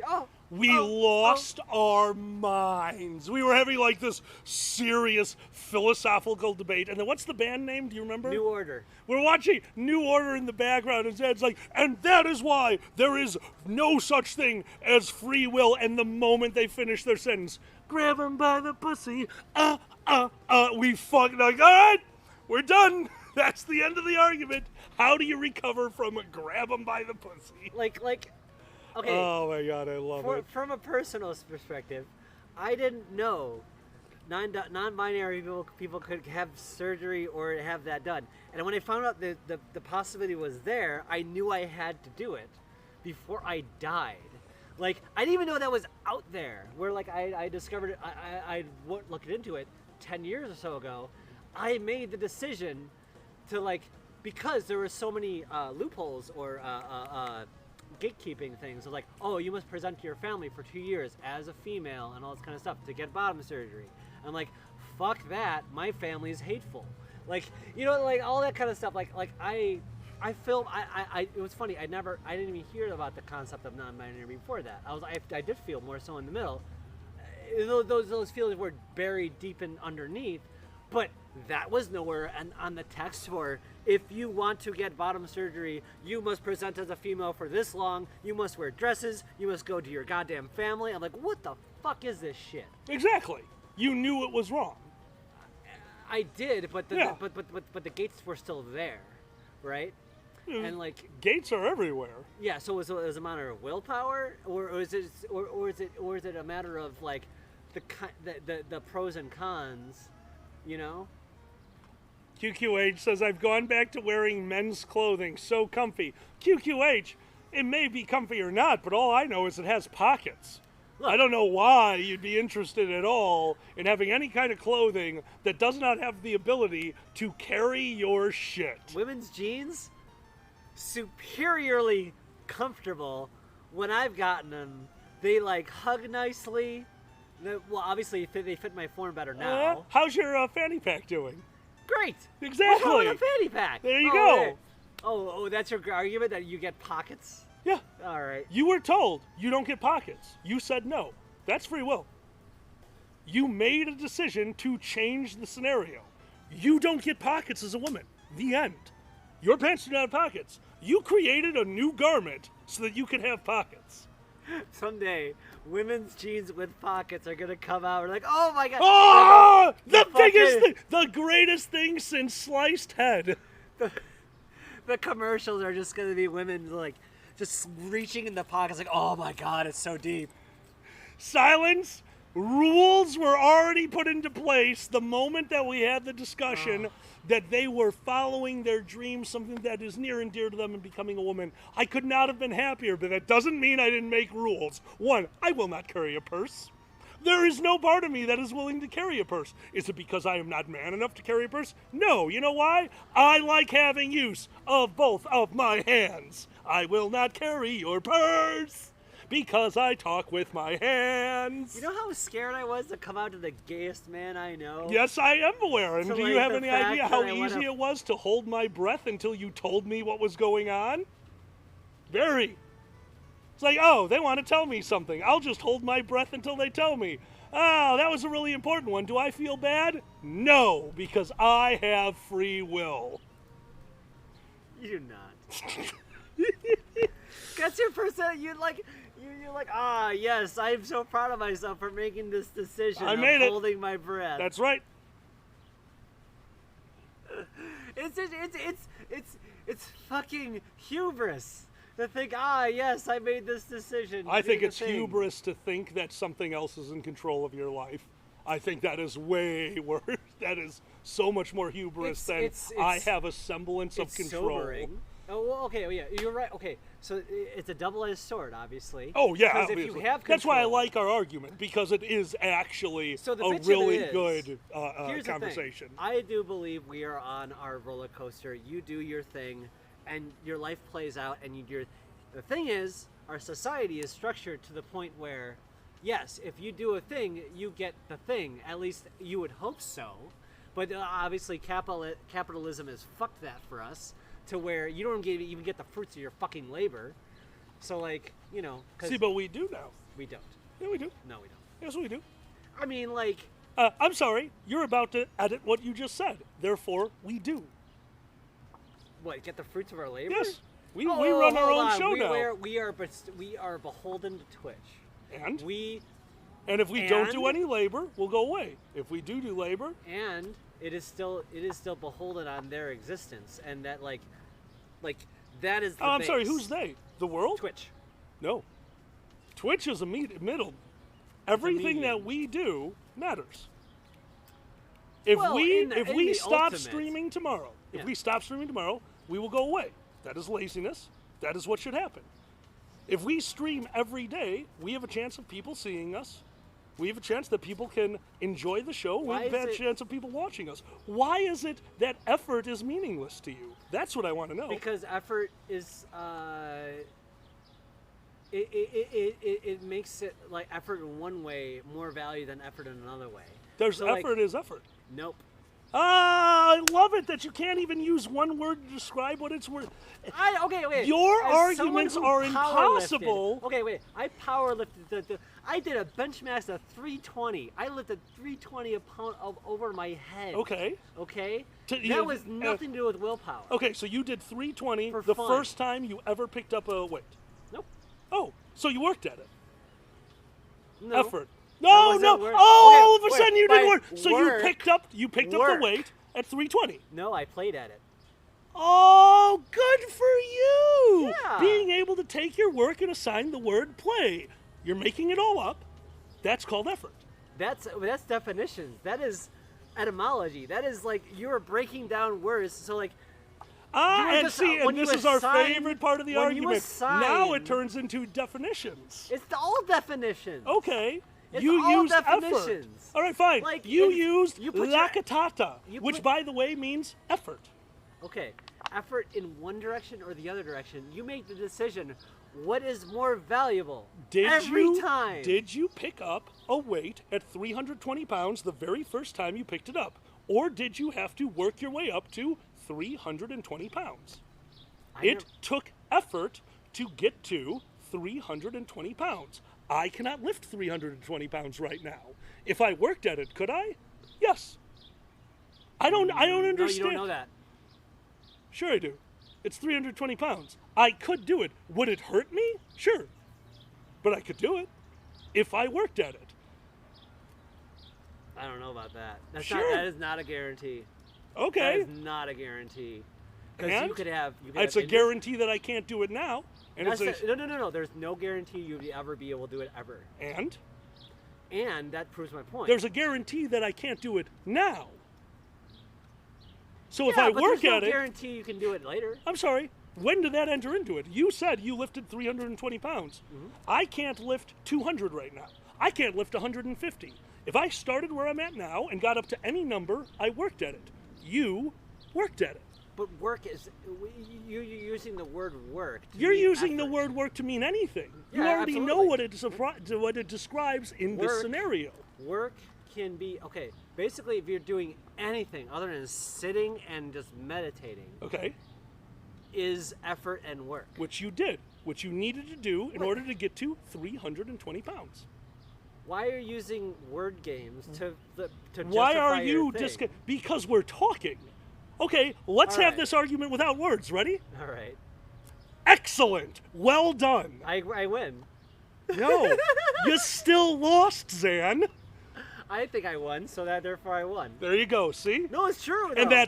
that's the difference between both of our What? theories on life. Therefore, yeah, exactly. Anyway, hope you all are I enjoying love this. this. This is I this is love fights this. over beers. Fights over. Oh my God! Can that be the name of our show from now on? Fights over beers. Well, I mean, like, okay, so like everything I've ever done in life, especially, well, like, okay, you didn't never wanted to be like a professional basketball player or anything like that growing up, did you? Or did you have a dream job? Yeah. Did you give it up soon? No. What was your dream job? This. That's fair. Yeah. I mean, This is your, okay. This is your dream. Okay. Performing. Yeah. Performing has always been my dream. Okay. Yeah. Well, that's fair. I kind of fell into performing by accident. Like, just being the queer kid in class, it would just kind of come out. Yeah. I mean, that's fair. Like, but the only reason I did that is because I couldn't fill my other social needs. It had nothing to do with that for you? No. Or you just enjoyed performing? More than anything. Okay. Yeah, I think I've told the story on the show before. I think a lot of you know that I was obviously, as a lot of us were, this isn't a special story. I was the nerd, the make fun of, and that's just how I lived. And then we had a weird, it wasn't an assembly, it was like a homeroom assembly, so the class went somewhere, and it was almost like the equivalency of team building. So it was in high school, and everyone got assigned these roles to do a skit, and people don't take it seriously. These are high school kids, it's like, we got out of class, we got to do the thing, whatever. So my role was in this skit where two kids were a kid and another kid. It was an all-boys school, so somebody had to play a girl, which was hysterical. Genuine all-boys school. It's like, who wants to play the girl? The big jock was like, yeah, I'll do it, because that'll be funny. And I was like, it won't be funny. Won't be funny at all. All right, go for it, buddy. And they didn't take it seriously, and no one laughed, because the joke is never, I'm a girl. Just like when we played Yakuza. The joke cannot be, oh, look, it's adults wearing diapers. It's not fucking funny. That's not the joke. And I had already understood that the joke needs to be a joke. So when I came in as the teacher, what did I do? I came in and did my impersonation, which of course nobody had seen because I don't have friends at this point. I did my impersonation of one of the teachers at the school. So I came in as this teacher, and without saying it, without saying I am brother so-and-so, everyone got what I was doing. And the fact that I did it in front of another teacher, everything on top of that, that was the moment that changed my literal high school life. That was the moment where I got to be, it was like, oh, okay, yeah, he's a weirdo, but that was kind of cool. And all of a sudden, a few extra people started talking to me. They recognized me as the guy who did all the filming for football. I started to be included in a bunch of more things. I was still the outcast, but I was the accepted outcast. Yeah. And that was all because just for a moment, I let them see me being me, just being a weirdo and enjoying the performance. But you got like enjoyment and connection out of it, so like. Well, I mean, you got things to push you towards wanting that in the first place. No, I always wanted it in the first place. That added everything to it. But why? And made it it's always the why. Why did you want that? Because I wanted that. You were lacking it in other areas, don't you think? No, that's when I found out. That's when it succeeded. When it succeeded, I found out what it could do. But the question I was in school announcements since my freshman year. But the question is, why did you want that in the first place? Because I wanted it. Exactly. You don't want to answer that question. No, there is no other reason. There is always a reason. There's no reason. There's always a reason. Name the reason. Your childhood. My childhood? Absolutely. There was no performances in my childhood. Exactly. You didn't get enough attention otherwise, so you wanted that. I definitely disagree with that. My parents were very helicopter. Okay, well, exactly. Helicopter parents and that stuff is not the same as like giving you the care that you need of I care about the thing you're interested in. We did not have that. Like especially if what thing was I interested in for performing? Just attention and interest in the thing you are doing right now is different than I care about you as a ego reflection, which is what the suburban model is if I send something to my parents and I do a stand-up, they completely ignored it because they don't. Yeah, they don't want to see your shit. Exactly.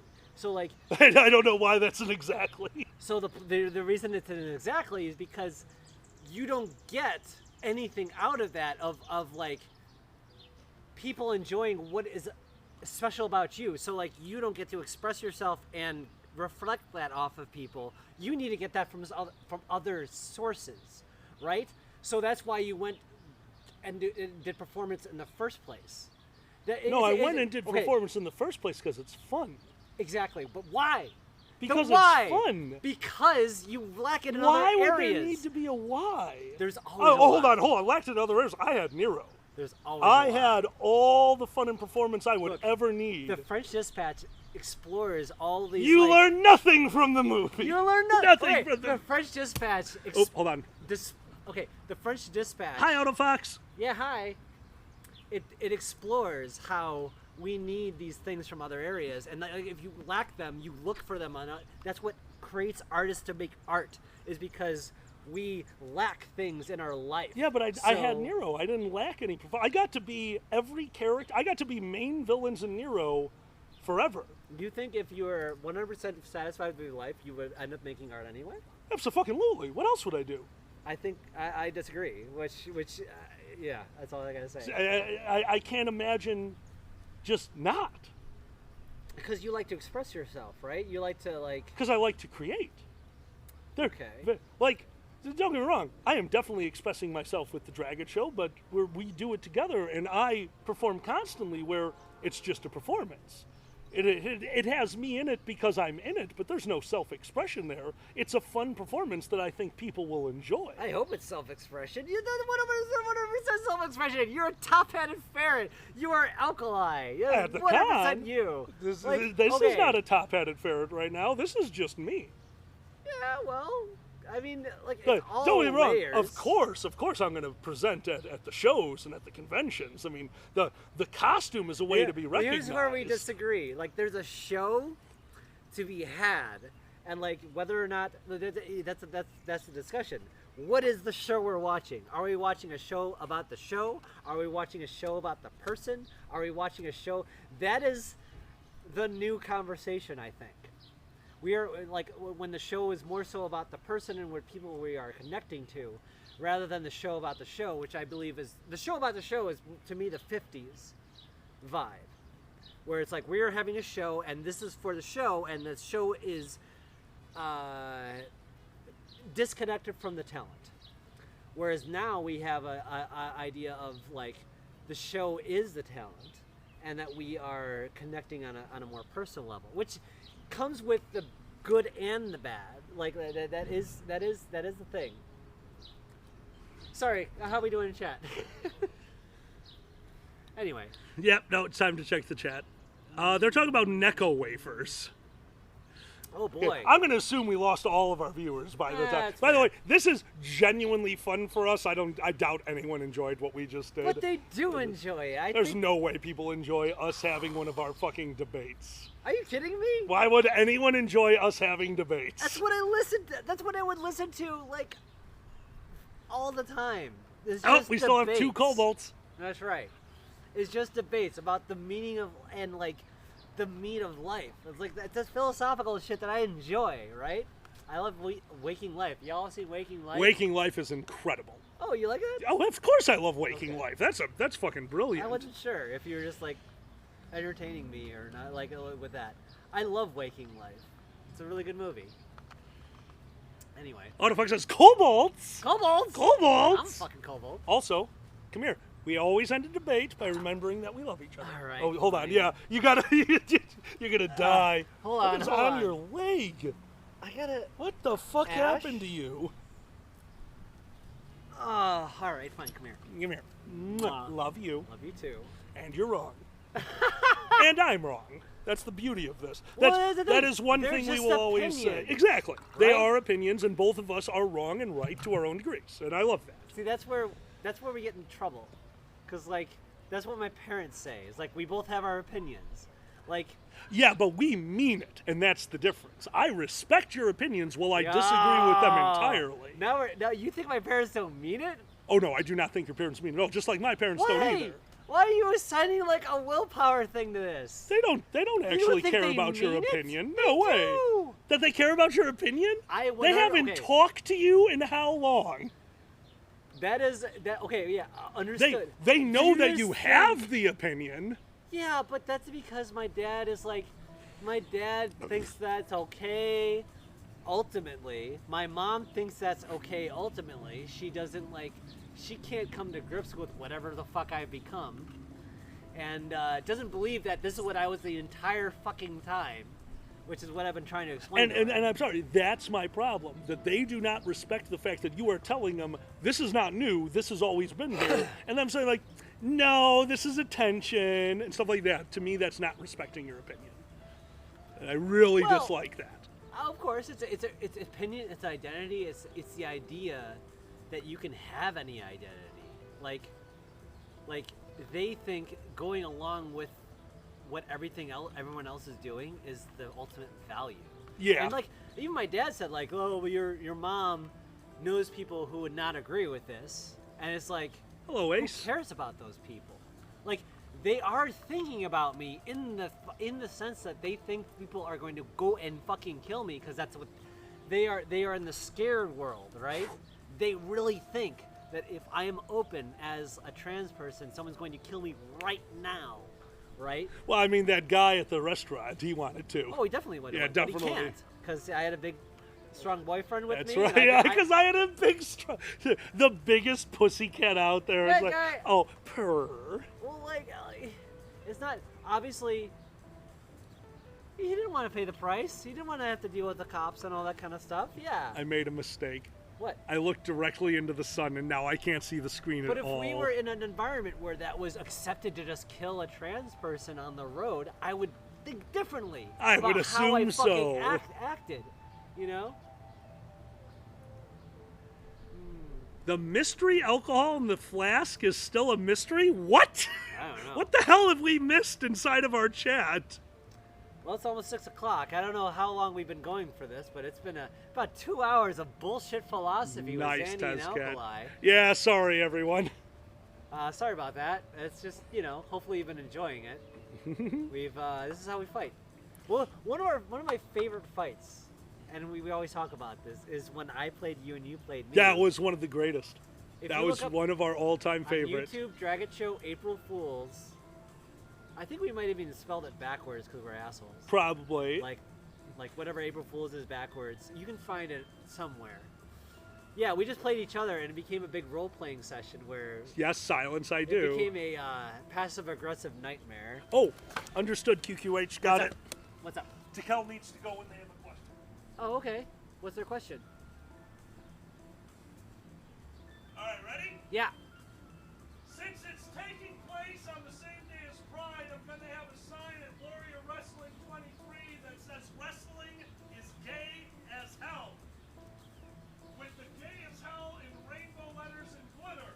In the spirit of combining wrestling with being annoying to people who serve it, please spend the next few minutes making fun of Vince McMahon.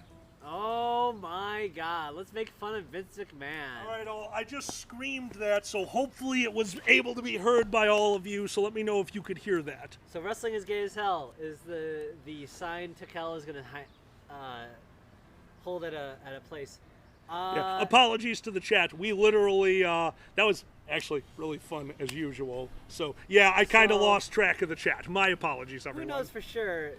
McMahon has been one of those people who's okay with the gay people as long as you make him money. Yeah, you've explained a lot of that man to me, and he's kind of disturbing to me. He's very disturbing. Especially with what he did to my boy, the one I actually liked from WWF. Which one? Oh, Bray Wyatt. Bray Wyatt, thank you. Yeah, Alkali was a huge Bray Wyatt fan, and he just Thank you, Skylar. Super appreciate it.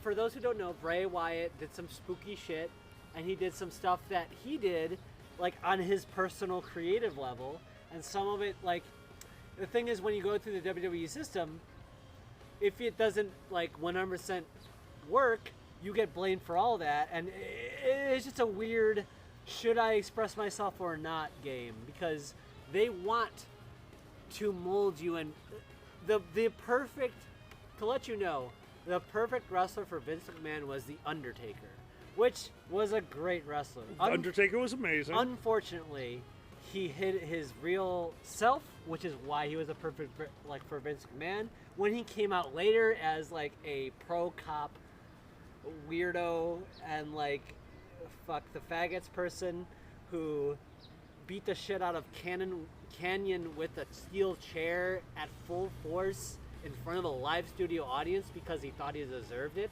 while he's saying, "Do you really want to hurt me?" by Boy George. Wait, what? Yeah. That's a thing? Oh, absolutely. Jesus Christ. Canyon was one of my favorites growing up, and yeah, Undertaker beating the shit out of him with a chair in front of a live studio audience, and as Dave Meltzer says, this is McMahon's show. He nothing goes by him without his say so. So he did it for the. That's why I love that Sopranos so much, because it's all about his business, and he was fine with Pat Patterson, and as long as he made him money.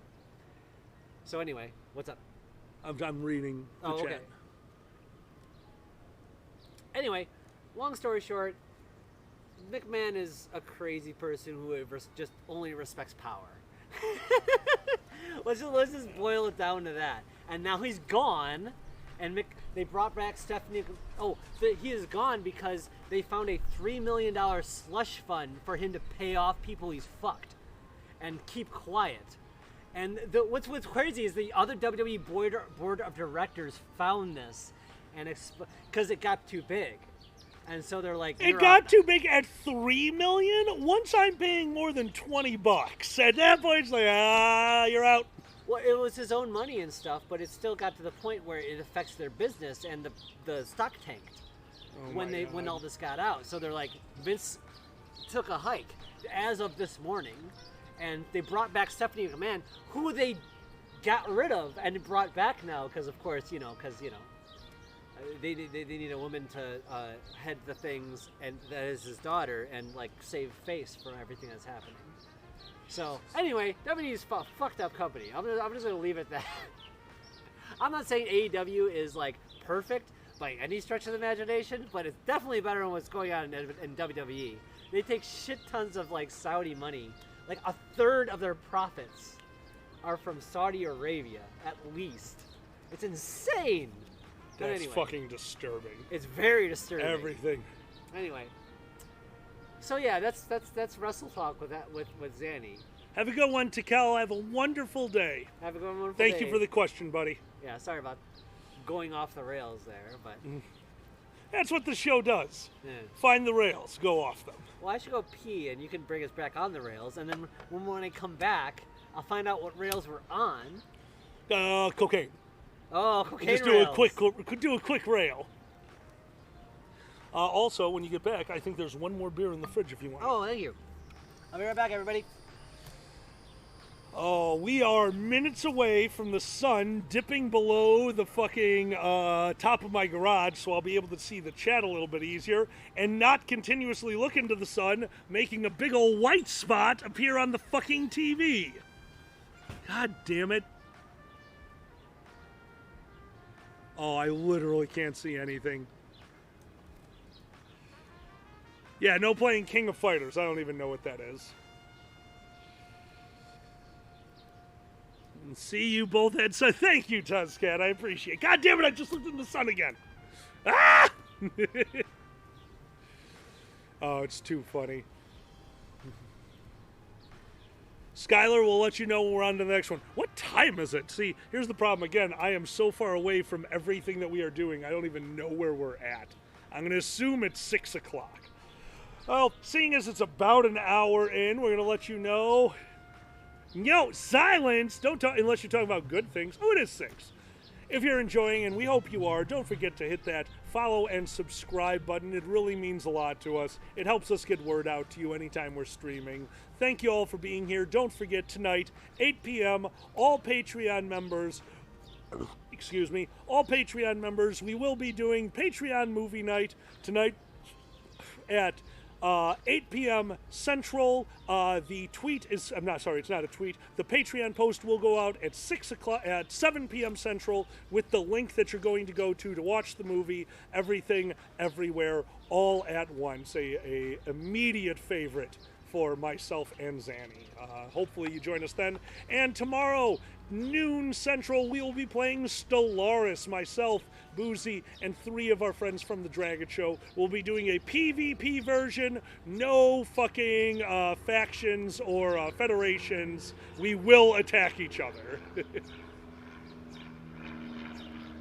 Quack, quack, honk! Yay! Ferrets carrying gay pride popsicles? That sounds perfect.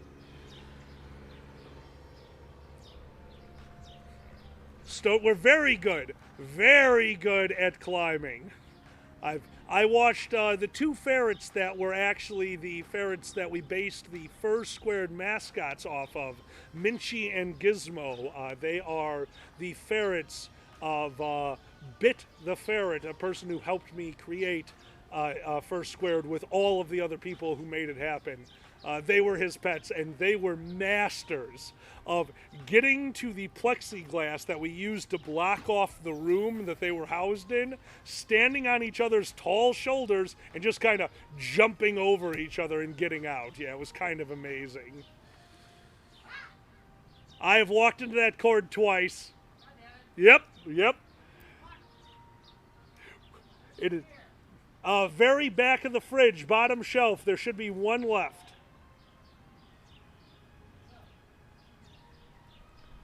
Stone, of course we immobilize. We would never kill. We're ferrets.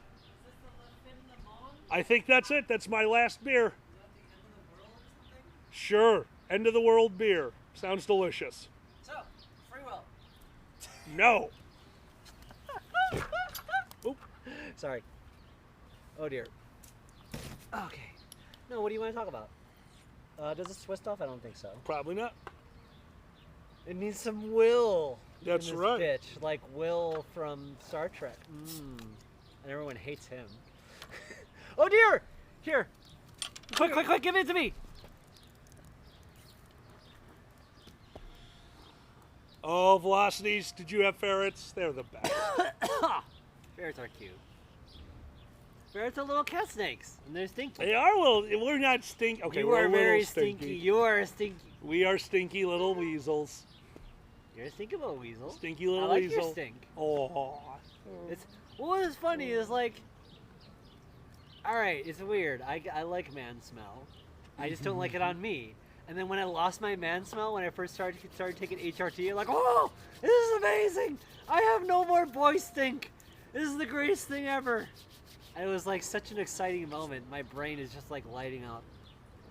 It's so dumb. That's so funny. I'm just like, am I into TF or am I into being a girl? Because I can't tell. 'Cause, oh my god. TF girl. TF girl.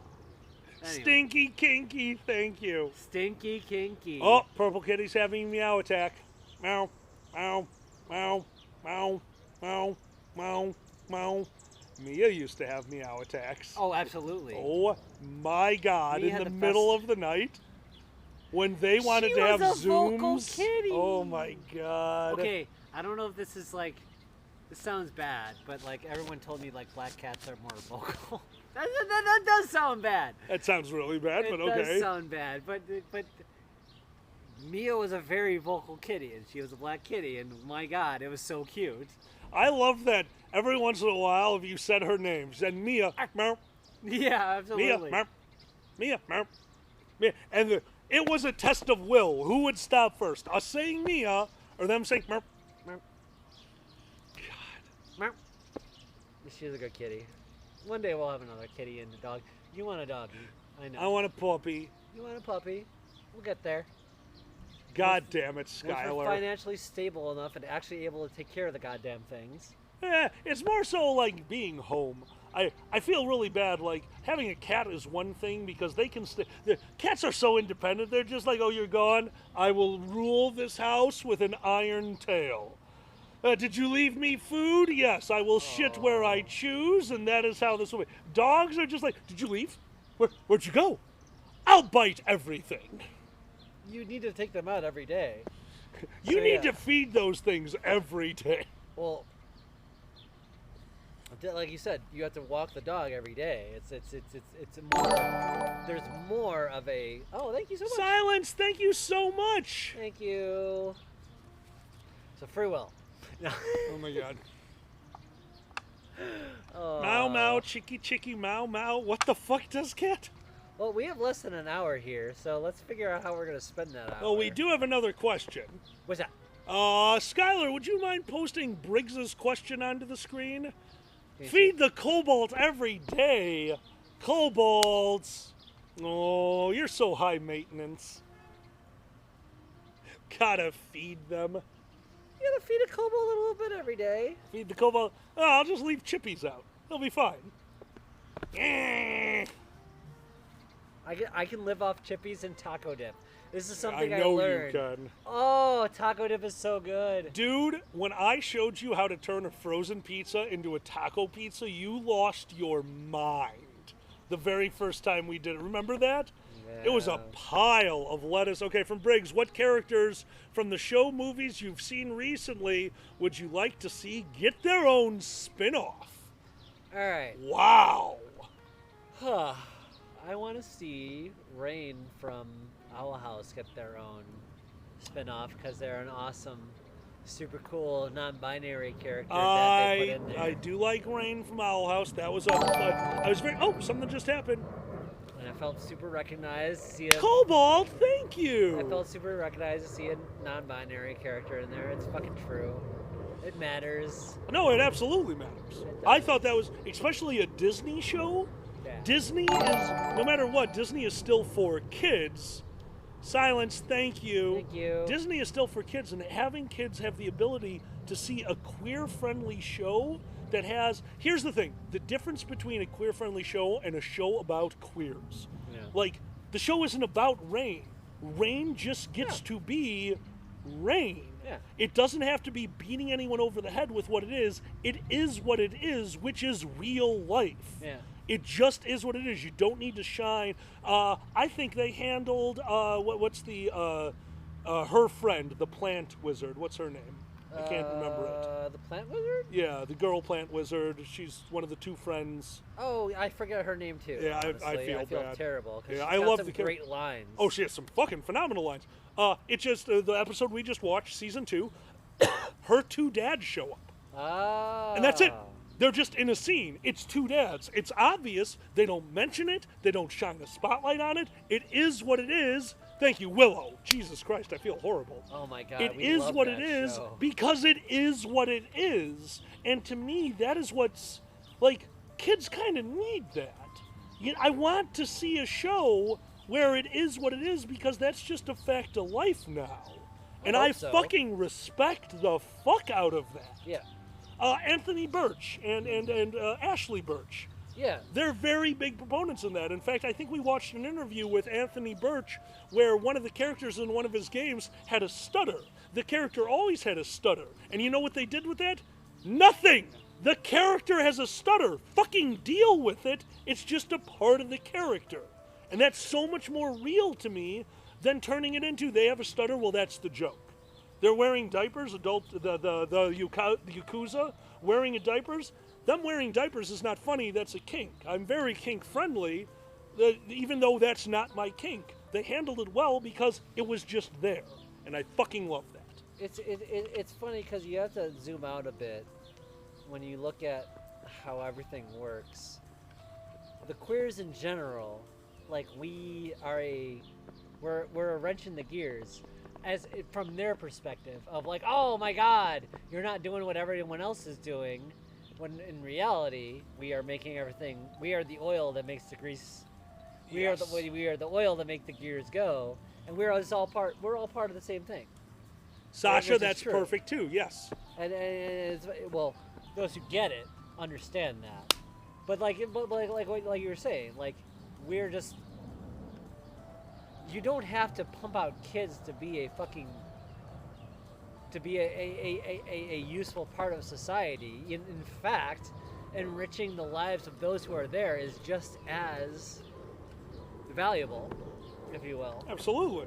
Like, we have this fixation. There's a fixation on the future that capitalism and the powerful like to the lube of society. We are the lube of society. I agree. I love it. So like, one of the things I love about The Expanse is there's some science. Well, I don't want to say too much, but that's a good show.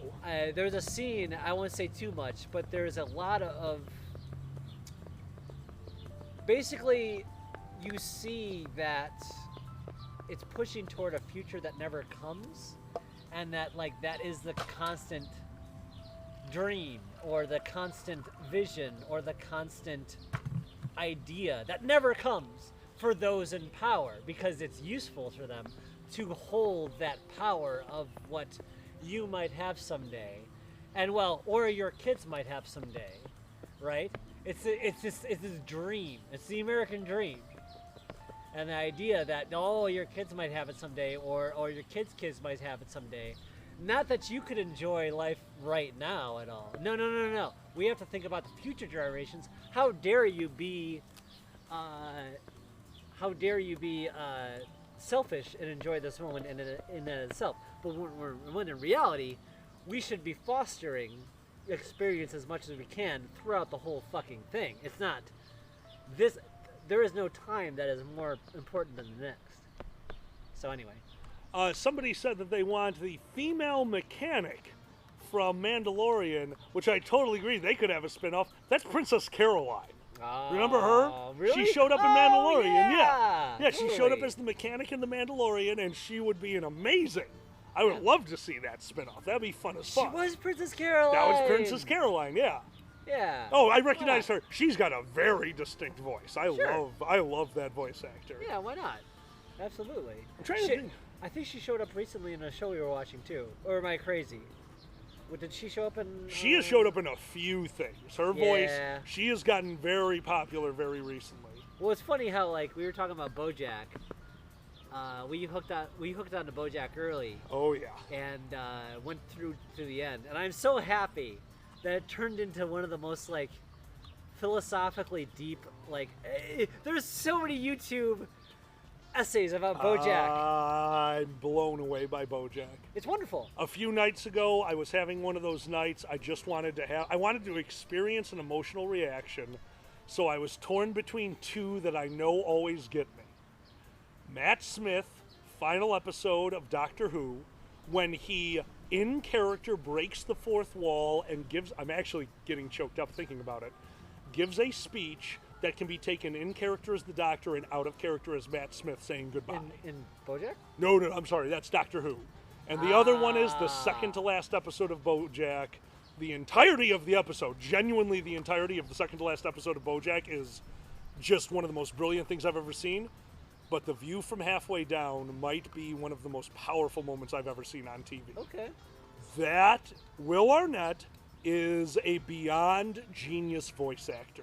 His ability to pull off him playing the personification of his father in the body of not Sagittarius. What was the racing horse? Secretariat.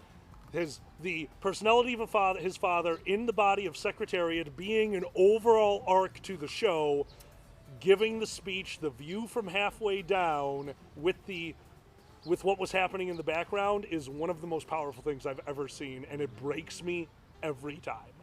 And that's the one I went with, and then I watched the final episode because it's the last episode of BoJack, and it's perfect. It is a perfect final episode to a show. It's not the best final episode to a show. That goes to, I was about to say Third Rock from the Sun. That's not right. Parks and Rec. Parks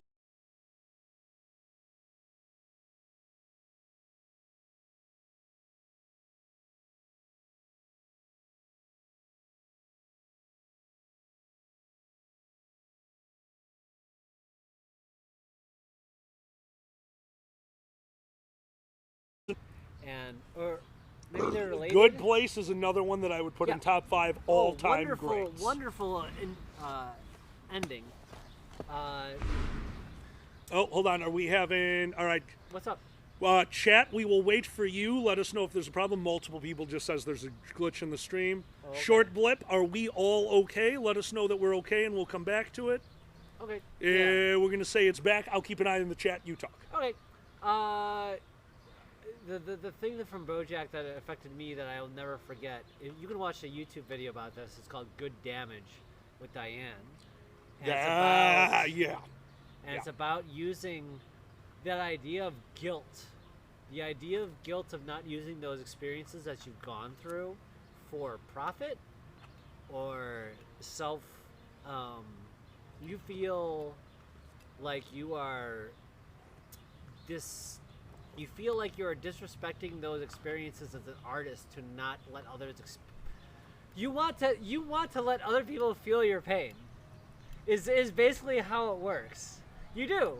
You want people to know what it feels like. You want people to understand. Yeah, I can see that. And like, there is a yearning need if you go through that to like have others go through that as well, and that is a good thing, but it can also rule your life. Oh yeah. And I love how they explored that with Diane.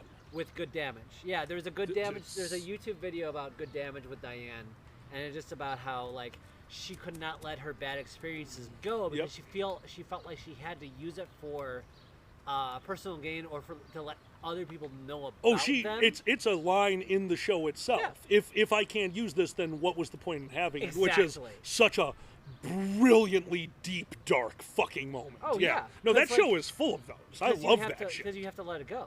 Yes. It's so good. It's so hard. It's some cost fallacy with trauma.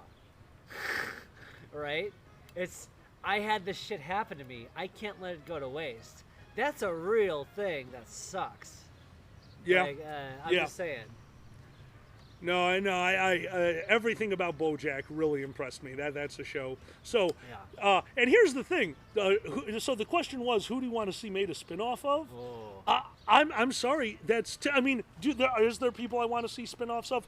Of fucking course. I mean, I mean, Todd in BoJack, Aaron Paul's character. He's fun. The idea that he's just the luckiest person ever. I've watched shows about luck gods. You know, Batman. I kind of want to see the everyman's luck god going through life and the moment where the luck fails. I want to see that. I want to see that explored. But here's the thing. Who's going to be the best spinoff? There's no way we could know it because, well, we may think that we're very clever people and can write. We're not as good as others. And I thought for sure Better Call Saul was going to be the stupidest thing ever. Who the fuck cares about the lawyer? He was a great backup character in Breaking Bad, but to have his own show, I could never have fathomed what that turned into. And again, we've said this before. If you haven't seen Better Call Saul, what season are we on? 4 or 5? 4. I'm not sure. Okay, whatever season is happening right now, that entirety of that season is based off of one sentence. We found it. We've rewatched the scene that season 4 is based off of. It's one fucking sentence. And it is some of the best TV I've seen in years. So yeah, I don't know what would make a good spinoff because there are more clever people than us that can take a single sentence and turn it into some of the greatest TV I've ever seen. Yeah, but it's funny, like, what makes that work and makes the prequels for Star Wars not work? It's funny. See, I think that again is presentation. Oh, absolutely. Yeah. It's the skill in which it's done. And, like, others said things like that, but, like, Jaquel wants to know, do you have to watch Breaking Bad to watch Saul? No. My answer to that is no. Yeah, I agree. Like, it helped that we knew about the one sentence, and there are tips of the hat that, but honestly, again, this is min-maxing life. Will you get more out of Saul if you watched Breaking Bad? Yeah. You're going to catch a few things. Is it necessary for the show? By design? Fucking no. Saul is a standalone show, and it is genius. What's interesting about Breaking Bad, and obviously they got into the characters more there too, but Breaking Bad, especially toward the beginning, is about the very everyday goings on. Yes. And how they're pulling the shit off. Whereas Better Call Saul is kind of about the character. How did they get here? What's their motivations? Why are they like this? And that is what's so great. Yes, about it. agreed. Yeah. Agreed.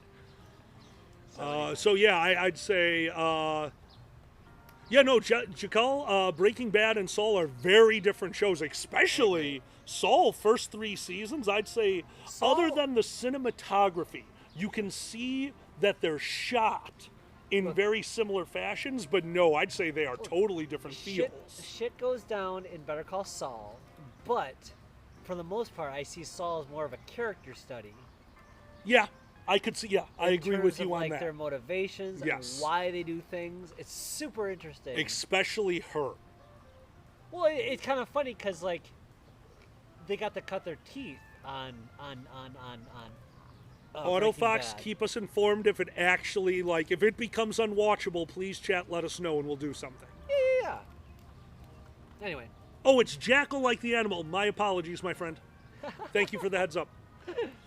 Anyway. But Better Call Saul is more of a character study. Breaking Bad's more of a holy shit, this is happening. But they have their character study moments, but absolutely they're more so interludes. I very unpopular opinion. I think Better Call Saul is the superior show. I think it's better than Breaking Bad. And that's a me thing. Bob Odenkirk, I also feel, is one of, like, every time he's on stage, he steals the show. Now, don't get me wrong. Walter White, what's his real name?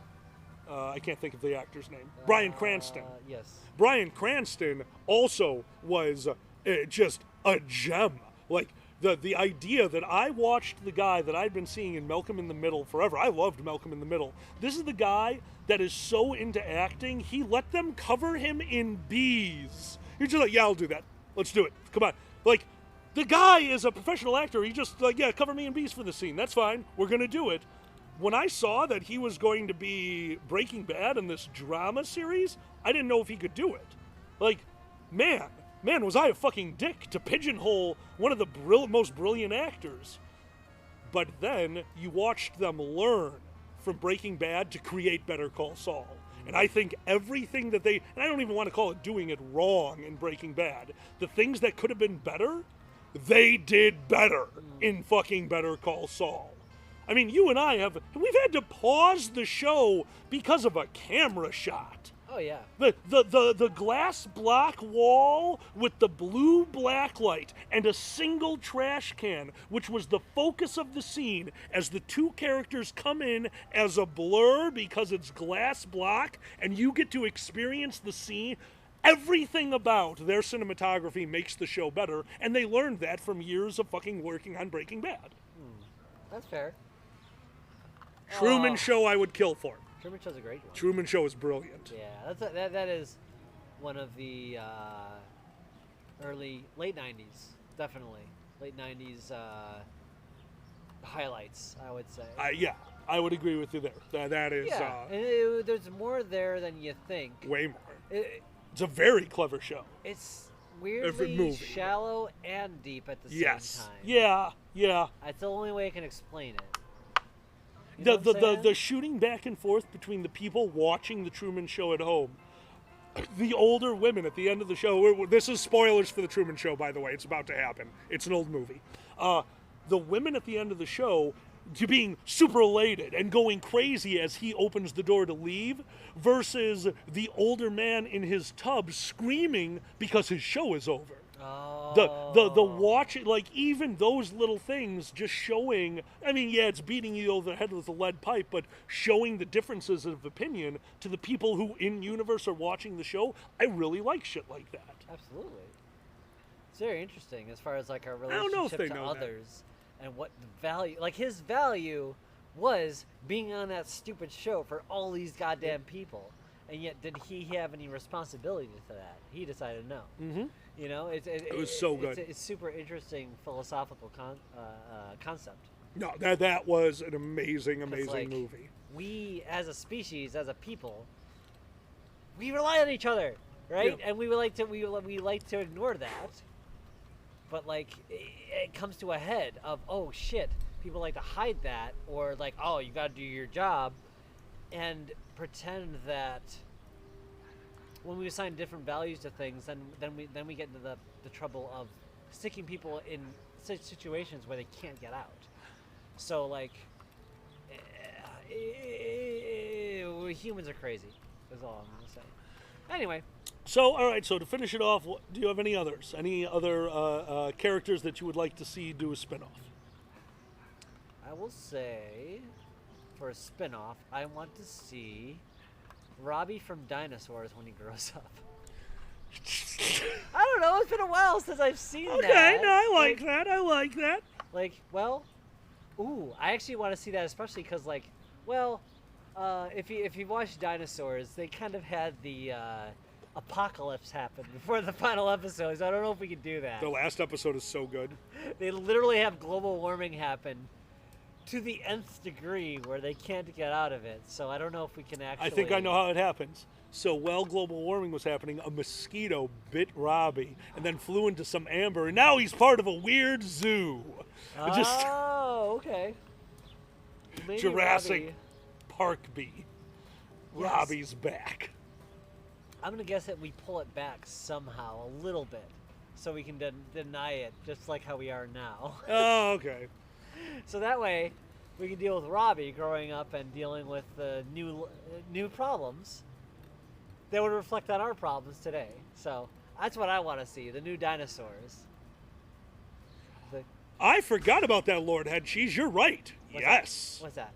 Bill Pullman in season 4 of Torchwood really went against character. Ooh, okay. Yeah, no, he did a really good job. I never saw Torchwood, unfortunately. Autofox, if you would like to see Short Round maybe 15 years after the Temple of Doom, why don't you join us tonight for our movie night? Yes. Just, yeah. So stay tuned. Stay tuned, yeah. Yeah, he's wonderful. Skylar, if you wouldn't mind, so it sounds like Skylar says we have 2 more questions, which means people put in questions as we were going. Skylar, could you put in our next one? We've already done Exendivs, Tickels, and Briggs. If you wouldn't mind posting that next question. Thank I you was so gonna say much, you my want me friend. to I run over there. But... Skylar, you're amazing, and I Thank super you. appreciate it. Oh, But yeah. Topic from Eddie the Weather Fox. Top ways for furries to beat the heat. Oh. Okay. With All an right. ice block. I mean, easy cooling vest would be the way to go. But as somebody who's into major masochism, I would say do the same thing that my dad taught me to do when warming up for baseball. So, I was forced to play a few sports when I was a kid, baseball being one of them. So I'm a, very young, already over 6 foot, gangly, like thin as a rail, can't run, slowest person on the field. My dad's like, well, you need to power through that ball. You need to put your weight. Here's a bat with you remember the donuts? Did you ever play baseball? A little bit. Okay, did you have to do the practice swings? Remember you're in the batter's box, you do practice swings? All right. What can these hands do? Catch. Hold like 20 bats. My father would hand me every bat in the dugout. So I'd have, seriously, 8, 10 bats, because I could hold them all. And oh my God! I'd do this, and I'd stand in the batter's box. And my dad was very, very sports-like guy. So basketball, my rule was I wasn't allowed to wear deodorant. All right. Because my height, if I was blocking, you're right at fucking BO level. So that was one of the little tricks my dad liked to use. So I would swing all the bats, and then right before it was my turn to bat, I'd put them all down, take my favorite one, take the donut off, and go up there, and the bat was light as a feather. Why? I couldn't hit a fucking thing. I could not make that contact with that ball unless I got lucky. But if I got lucky and made contact, it would go flying because I was swinging a bat that weighed 0 because I just finished holding 50 pounds of swing and went down to 2 pounds of swing. So that was my dad's idea. So what is my idea for staying cool as a furry? Get into fursuit, go out into 90-degree weather. When you're about to die, right beforehand, go inside to the air. This is a terrible idea. It's the worst idea, but that's how I grew up. Min-max everything. Oh, yeah, it's the worst book. Mm-hmm. The I didn't say it book. was a good idea. You asked a question. I gave you an answer. Well, I mean, asking you shall receive. Jesus Christ. This is fucked up. Yeah. No, you don't want to give them a heat stroke before they... No, you don't. You get out of it before you get to the 1 minute before you heat stroke. Like, all right, and this is heaven. I almost died. See? That's what torturers do. They give them the worst case scenario. Like, aren't you glad to be in this not torture situation? Like, yes. Nikolai, so that's exactly how that happens. What the fuck, dude? I'm sorry, little kobold, to get extra sweaty to beat the heat. Do you know why you sweat? To cool yourself down, the evaporation. So yes, get extra sweaty to beat the heat. Well, yeah, that's what it's for. Absolutely. Oh, God. So what's yours? How do you Way beat the to heat? beat the heat? Ice cubes in your undergarments. You would hate that. I mean, it's a way to beat the heat. Like, I do ice packs on the back of the neck. That's a pretty good one. Ice I packs don't on the back have of to the neck. beat the heat, usually. I just deal with it. I'm okay with the heat, unlike you. Yeah. Yeah, I am a friend of the heat. So I don't beat the heat. I hug the heat. It's my friend. Yeah, please stop hugging the fire. I'm begging you. No, dragon, dragon, Hug the fire. dragon. Oh, do we need more wood, or is it even close? We have 1 log left, and we've only got half an hour. Yeah, Well, 25 throw it on. Let's get rid of it. I don't All want right. it anymore. I gotta re-up on wood anyway. Weather Fox, that's another one. Yes, if you don't know, Sorry. it's okay. Yes, cold water, ice sorry. cube against your wrist, something like that. Just put it to where the blood flows. It actually helps. What was it? The actual head and the neck control a lot of the heat, if you will. Any place that your blood is pumping close to the surface. Yeah, you're just basically, think of it like ice water that you're swirling around. You're just moving the cool. Moving the cool. B, you're a smarter person than us. What they say? Don't drink? Well. They I don't want know. to. They don't drink. Yeah. I want to experience all of the inebriations. Although I have already. Yeah, that's kind of how I started doing a lot of drugs. So I gotta say, as somebody who went down that path, don't do it. That's What? There's a lot of regrets there. It's. Oh, as far as which ones do you regret? I'm not gonna get into that on this side of the stream. You gotta let them know what to fucking avoid. I did not like crack. I did not like crack at all. That was just like, oh, this is just super addictive and stupid. Got it. Now that one wasn't really all that fun. And Another, Coke was just dumb. I can drink enough caffeine and get the Coke is just dumb. Yeah, it's go juice. Basically, it's like sugar for your brain. You need more wood. God damn it, retro. What they say? You need more wood? There's a little blue pill for that. Well, that's not gonna help me. B, I totally understand. Do not worry. Oh my god, what if I took Viagra and it just like reverse? That'd be it. I told you. One day you're gonna sneeze. And I'm gonna quick pin your nose close and be beep penis. Oh! I'm like, it's back, baby. It'll make a cash register noise too. Shing, penis. That's not how that works. It's not how it works in your world. Oh my god. Oh, little cobalt. What did they say? Need more wood? There's a little blue cobalt next to you for that. Little cobalt. Or 4. Are you being wiggly? Ooh, Don't be wiggly, little cobalt. Don't be wiggly. Why? We're on stream. You can't be a wiggly little cobalt on stream. Cobalts. Cobalts. Cobalts. I like being a wiggly. I know you like being a wiggly little cobalt.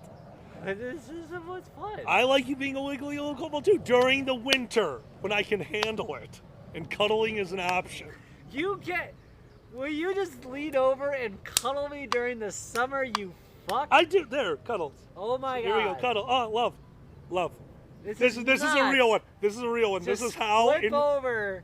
Just 180? 180 degree turn. What is it? You had to. I love you. It's 180. 180. 180 degree turn. Cuddle your kobold. Sure, be made of ice. Okay. Just for like the 5 seconds or whatever, right? What? I do. Cuddle. No. Yeah, this is a real one. Ready? Love. When I'm too warm to hug. Love. That's love. Love. Too warm to hug. I want full body cuddles. Full body cuddle. I'm gonna melt. You're gonna have to. Now you're cuddling with a Jello monster. What? Yeah. What's wrong with that? I'm a Jello monster. Yeah. I want to be enveloped in your ferretness. Yeah. Then you're gonna. This is the heat exhaustion thing. I can't bring you. You already said you don't like the plan of getting that overheated. Oh my god. Autofox. Oh boy. Love. Anyway, thanks. Cuddle. It's not a cuddle. Cuddle. It's not count. Cuddle. Hold on. You Hand. get super hot. Hand like this. No, 3 together. 3 together towards the camera. 3 together. Top 3 together. Cuddle. Cuddle. Like that? Yeah. Hand cuddles. Okay. Oh, they're in love. Cuddle. Oh, struggle cuddle. Oh no. All right, you're See, done. now my hand is warm. My drink might take that warmness. Would you feel bad then? No. This is boiling now. I want cuddle. Because we cuddled, now my water is boiling. You're so hot. That's the problem here. Eat a burrito. Why am I the bad guy? Because I'm warm. I'm sorry. Whoa. Excuse me. I am definitely the bad guy in this scenario. All right. But I'm also warm. I'm Heat Man. Depending... Doon. Love. Heat Man. Heat Man. Heat Man. Oop, the sun You is are below. a heat man. The sun is below the garage. We did it. Yeah, we did it. I can barely see the chat, maybe. Oh, I can see the chat. Amazing. Right? Warm and sticky, exactly. Oh. Anyway, we have 20 minutes left. Skylar, would you mind throwing that last question on there, and then we've done it. Wow. Cooling vests. Oh. What have we talked about for the last 2.5 hours? I Jesus have no Christ. idea. You'll have to refresh me, because Jesus Christ. We have to do this again on Sunday. Oh, do we really? Yeah, we've got a Sunday stream. We do have a Sunday brunch. And we have tomorrow... Wait. One more time, we'll do the quick announcements. Yes. 8 p.m. tonight, everywhere, anything, nothing. The Patreon post for that will show up at 7 o'clock. It'll give you the link to go to. Right after that link goes out, the stream will become active with some old cartoons that Zanny has made for, they've done a compilation for First Squared. And that is 8 p.m. tonight. The movie will start. So keep your eye on your Patreon page. You'll get an announcement at 7 p.m. with the link. You can just go to that link and you can chat and all that stuff. And we will not be on voice chat or anything. We'll just be watching along with you. So, yeah. What's up? What the fuck question is this? Oh my god, we're going to have another argument. This is great. Please. What big philosophical questions do you want to discuss in your new Drunk Philosophy panel at First Squared 2023? We are allowed to answer this, but we can't discuss the philosophy. We got to save it for our panel. So what are the topics for our panel? I mean, is there any bigger fucking one than free will? Let me think. Absolutely. Okay, which one? Go ahead. Teleporters. Teleporters. What about them? The trouble with teleporters. I don't think they can exist. I mean, if they can, that would solve so many things. Right, but you're not going to know. So would you use a I think that's definitely one of our topics. They'll tell you, yeah, you transfer over. Here's the science, but at the end of the day, your personal being, yourself, your you, do you really think that that's still there after a teleporter? Like, another you exists, or did you die when it took you apart and put you back together? That does horrify me. Right, it does me too. That's why I love that topic. Because I'm also supremely lazy and a little suicidal. It's okay, I want to be over there now, even if it's not me. Yay. And then, what if there's an afterlife? There's no afterlife. I know there's no afterlife, but it makes the question more fun. What if there's an afterlife? How many of you are going to be there? Every time you use a teleporter, does a new one of you show up in the afterlife? Is there, like, rooms full of fucking Ted the teleporter? Like, hey, Ted, hey, Ted, hey, Ted. Teleported, huh, Ted? Yeah, Ted. The afterlife's just... You dead, Ted? Yeah, dead, Ted. Hey, Ted, you dead? Yeah, dead, Ted. Ted's dead! 400 times. The afterlife is just candy for obeying your masters. That's all it is. That's all it is. They just want to give you some kind of prize for being a good person and obeying those bastards. Like, that's all it is. Did it happen? What's up? I think we hit 200 subscribers. Oh, wow. We did it. Thank you. Holy shit, guys. Anyway. Motherfucker, thank you. Yeah. Oh my god. We've been watching that number tick up. We were going to say something, but like we said, our real Like you did it. Okay, I'm not going to use the teleporter this week. I'm happy. Yay. Well, I'll drive. You'll still do it. I mean, yeah, but I won't tell anyone. You're like, fuck it. At least some version of me gets to enjoy the fruits of my labor. That's hysterical, Retro. What's up? Retro has the exact opposite of my philosophy. Okay. I believe in afterlife because I'm scared of eternity. I'm terrified of eternity, which is why I don't believe in an afterlife. It's easy for me because it's like what you can't remember what happened I can't remember what happened before a week ago. So it's easy for me because I have ADHD. That's funny as fuck. And that's just my life. As I don't remember what I did. Like I barely remember what I did in my childhood. So it's like I've been like 3 or 4 or 5 or many different people, depending on how you want to divide it up. We are very vastly different people by decade, right? I mean, yes, I would definitely, I am no way, shape, or form the person I was before furry. Exactly. Like, the Nero me, the furry me, I'd say that if they met each other, they would not be recognizable. You would have different agreements on things. Very much so. I have a different philosophy than I had when I was just a young kid playing Nero. I'm almost 40. I'm literally turning 40 in a month. Oh my god, am I turning 40 next month? In 2 months. Oh, fuck me. I'm 42, bitch. Yeah, you're already dead. I'm old. Well, at least, hey, we're both gay dead. I'm a shambling zombie. Hey, for gay dead, I've done pretty well, honestly. Yeah, no, not bad. Yeah. Not bad. We both survived gay death. Is a fucking... Yeah, there is no gayness. You're alive. You can do things. That's all there is to it, right? Absolutely. Yeah. So. All right. So other philosophical topics. Real quick, actually, this is kind of funny.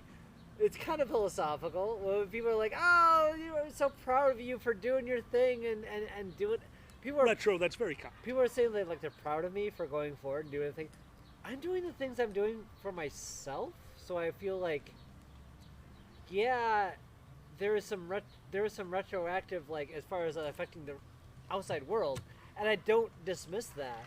But another part of me is like, listen, I'm doing this because I need to, or like, like I when I found out like bottom surgery is possible for non-binary people, I'm like, I need to do this before I die. Mm-hmm. Like, that was a real feeling I had. It's not because, oh, I need to do this for everyone else. It has nothing to do with them. Oh no, not at all. It's just, and that's how it should be, right? Like, oh yeah. Like, obviously we have service to each other in terms of, like, that's where we get caught up, is because the straights are all like, how dare you do your thing. It's like, but it's also in service to you as well. That's what they don't understand. People living their truth does not hurt them. That is where they get confused. Retro, thank you so much. And I think that was Sasha that said 71 years young. Fuck yes, my friend. Hell yeah, Sasha. Well done. I think it was Sasha. It went off the screen right as I saw it. I like that theory, Autofox. That's an interesting. What was the? Did you ever watch Egg? I think it was on my GDP Grey channel. Egg. It's No. CGP Grey. It's just a story. It's a very very silly theory. Fable? Yeah, fable. Basically, He's you on are those- everyone, and that's an interesting one to me. That's very Buddhist. Yeah, I really, really kind of liked that one. It's a very interesting, and I love his voice. He's a very good storyteller. You are so- everyone? That was Explain, Sasha. Explain. Literally, you are a being of infinite knowledge and power, but first, before you become that, you have to be that. And to be that, your life is you're a person, then you die, then you go and meet your family, these beings, and then you be another person. And so you're Zanny, you're Hitler, you're Obama, you have been every person who's ever existed. And when you're done, you get to be an ultra powerful, it's not powerful, an ultra knowledgeable being. I Here's want the thing. that to be true more than anything else because I think that's a brilliant analogy. Well, if you think about it, Egg. like, we are existence playing itself out. If we believe in the Big Bang and we're all just doing our thing, we have our identity, we have our limitations, we have our preferences and things we do not like, and those all create our identity, and that identity is what drives what we do. So, like, in that sense, our drives Sasha. are what create us and make ourselves. And in that sense, when we experience things in the world, we are seeing things and we are experiencing the world because those differences exist. If those differences didn't exist, we have nothing to do. You know, and Adventure Times kind of touches on this. Oh, it's so Like, good. If you good. were a god with everything to do, you would get bored and create yourself challenges, and those challenges. So, like, you would come to the conclusion of throwing hurdles in front of yourself. We play video games. We do that we literally do that. We find challenges for fun. That is kind of what we do. You can think of that in a cosmic sense of maybe that's what God is doing, and we are living our consciousnesses out. You play it out, and you don't remember anything after that, and you're just energy being passed on. But anyway, that's some heady shit. I'm so sorry. Retro has one of my favorite theories, simulation theory. I adore simulation theory for absolutely why not? I adore it for one reason. Have you guys heard what it takes to make simulation theory real? No. So they can measure what it takes to have a brain experience what it's experiencing. A single person experiencing the world around them with all the other people around them. They can quantify that, the knowledge it would take, the amount of information that is traveling through your brain, whether that brain exists or not. It's quantifiable. So what would that take? Do you know what it would take to create a computer simulation of the world we are in right now? Ton. Or A computer the size of Jupiter. Ah. a computer the size of Jupiter is 100% a possibility. Yeah, they have figured out what it would take. It is possible to do this. And also, they've come up with, because don't forget, information traveling back and forth would be what causes you to experience time flow. So what happens if, let's say, we're at the end of a universe which is finite? Like, yeah, I'm not saying that the universe doesn't end in the big recession, there's a word for that, the rubber band snapping back, then reappears somewhere else in another dimension with a big bang. Fine, all that is fine. But we as people living in a universe that is about to end and has no other option could, if we had the technology, which we're talking about so far in the future that this could exist, put ourselves in a simulation running so fast that a minute in reality, the world that we are no longer experiencing, would be centuries in the simulation because of the exchanging of information. Meaning, the last universe, the last star, the last moment of energy in the world could stabilize us for eternity if the computer is powerful enough. So if a universe has ever reached its end where you can't do nothing, and has been around to the point where look at how technology has jumped in the last 100 years. Now add that to millions, billions of years? You can't tell me that knowledge doesn't exist. Absolutely. There is no doubt in my mind that if we continue on all the way to the end, we will put ourselves in a simulation, and after generations, we're going to forget that we're in there. I totally believe that. Do I think we are in a simulation? Unfortunately, no.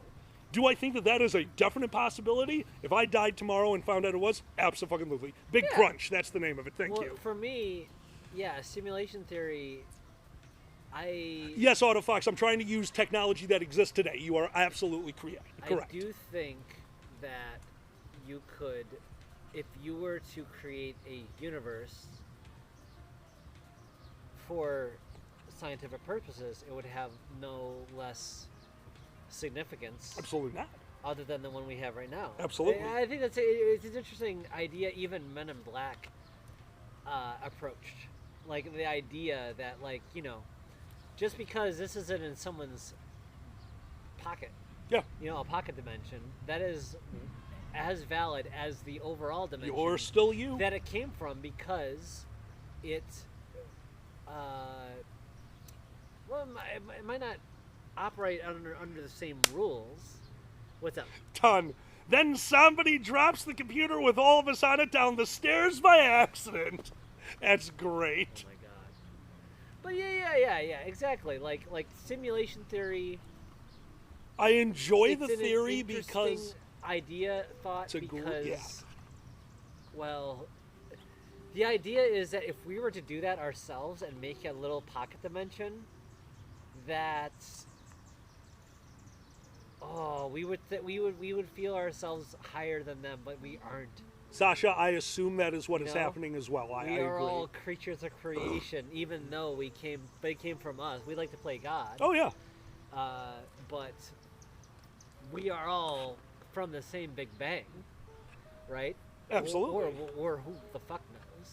Don't forget, we are all from the same elements that are all created with pressure and time.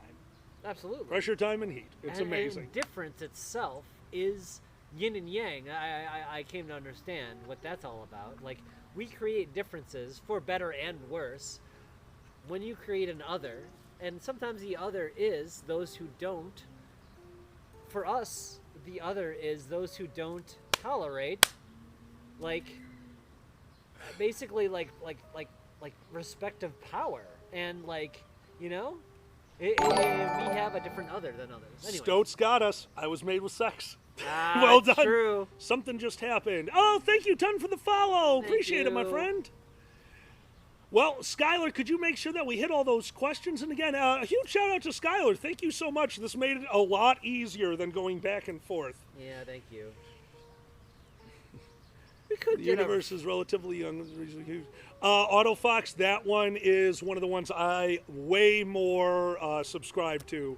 is that not that we're the first ones to be created, that the universe is young enough that life to the extent of where we are exploring the way we are is so rare in the universe at this point, a infinite universe, that there's just not any near us that are going to be easily accessible with our technology. I do totally agree that that is what is going on. The Fermi paradox. The Fermi paradox, exactly. Yeah, and we do have other blue planets we can see. We just can't reach them or like communicate with them within any relatively good amount of time. Yeah, and not to mention, I do also believe in the Great Hurdle. Like, especially, though, you can't tell me that, yes, obviously it happened, we created life, and over generations and generations and generations, we finally came up with this level of intelligence. Intelligence is not the powerhouse that everyone thinks it is. It's playing the long game. We developed into an intelligent species. We have the ability to think and react to our environment. That's a nice thing to have, but this fucking thing up here is a giant sink for all your character points. Like, what happened the first time that one of these things happened? Wah, I'm a baby and I'm super smart. Can you walk yet? No? Well, you're gonna die. Just kill that You're baby. going to die. Exactly. It I think relies that's on the Great society. Hurdle. Agreed. Well, not at first. We as a species are different in that way, that we rely on each other and have to. Yes, you are. Right? And that is different. That is very different from the rest of animals in the terms that we can build on the past. Yes. That is completely different. But than you the have to rest of... have a past, and I think that's why it's a great hurdle. I think that's why intelligence is not as... I bet you there's life relatively close to us. We can't find it because life is bacteria, mitochondria. To actually get to a set of species whose intelligence is to the level of ours, how do you nurture that when it's first coming out onto the scene? All you need is a species that can build on the last generation. Mm-hmm. That is the only thing special about us. Yes. I would argue. I mean, I wouldn't say the only thing, but that is the big one. To be able, our ability to exchange information using verbiage and stuff like that is so unbelievably powerful.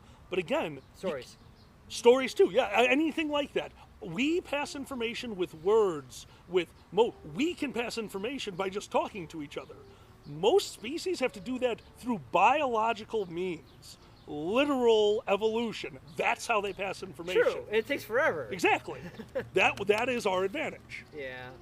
No, you're right. That we do that way faster than the rest of it's incredible. nature. Well, which is funny because we are doing what nature did way faster. You know, when you think about it, as far as passing down that information, and like, just real quick, like, I don't know where I was going with that. I'm too drunk. Well, that's okay because I think it is time. We have 3 minutes left, y'all. All right, so we're gonna need to. Okay, this time you do the announcements, and I'll go switch the screens. You did what to your pan? You switch the screens. What do I have to do?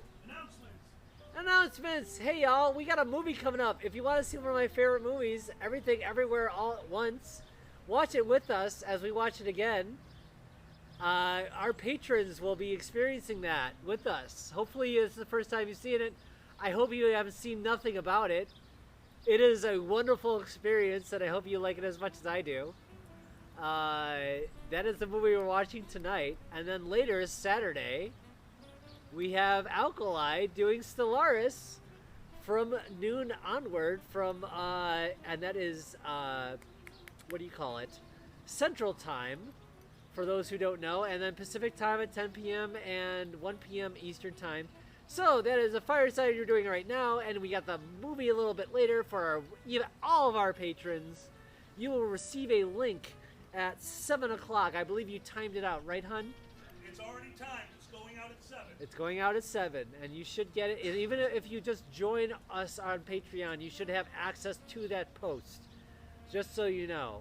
You can check our Patreon post and get access to that link if you want to join us for the movie. Just so you know.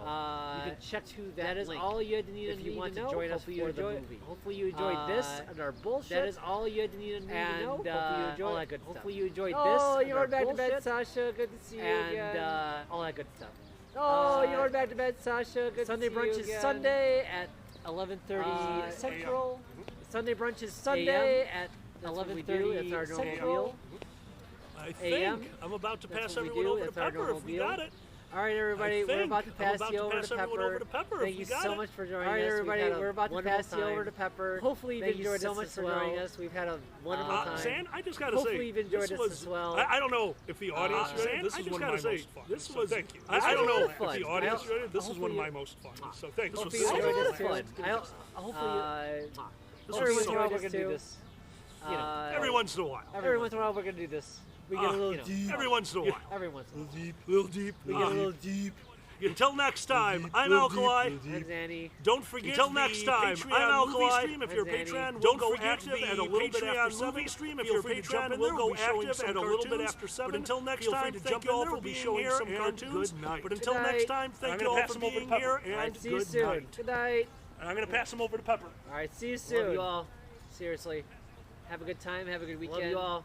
Seriously. I'll see you all Have later. a good time. Have a good weekend.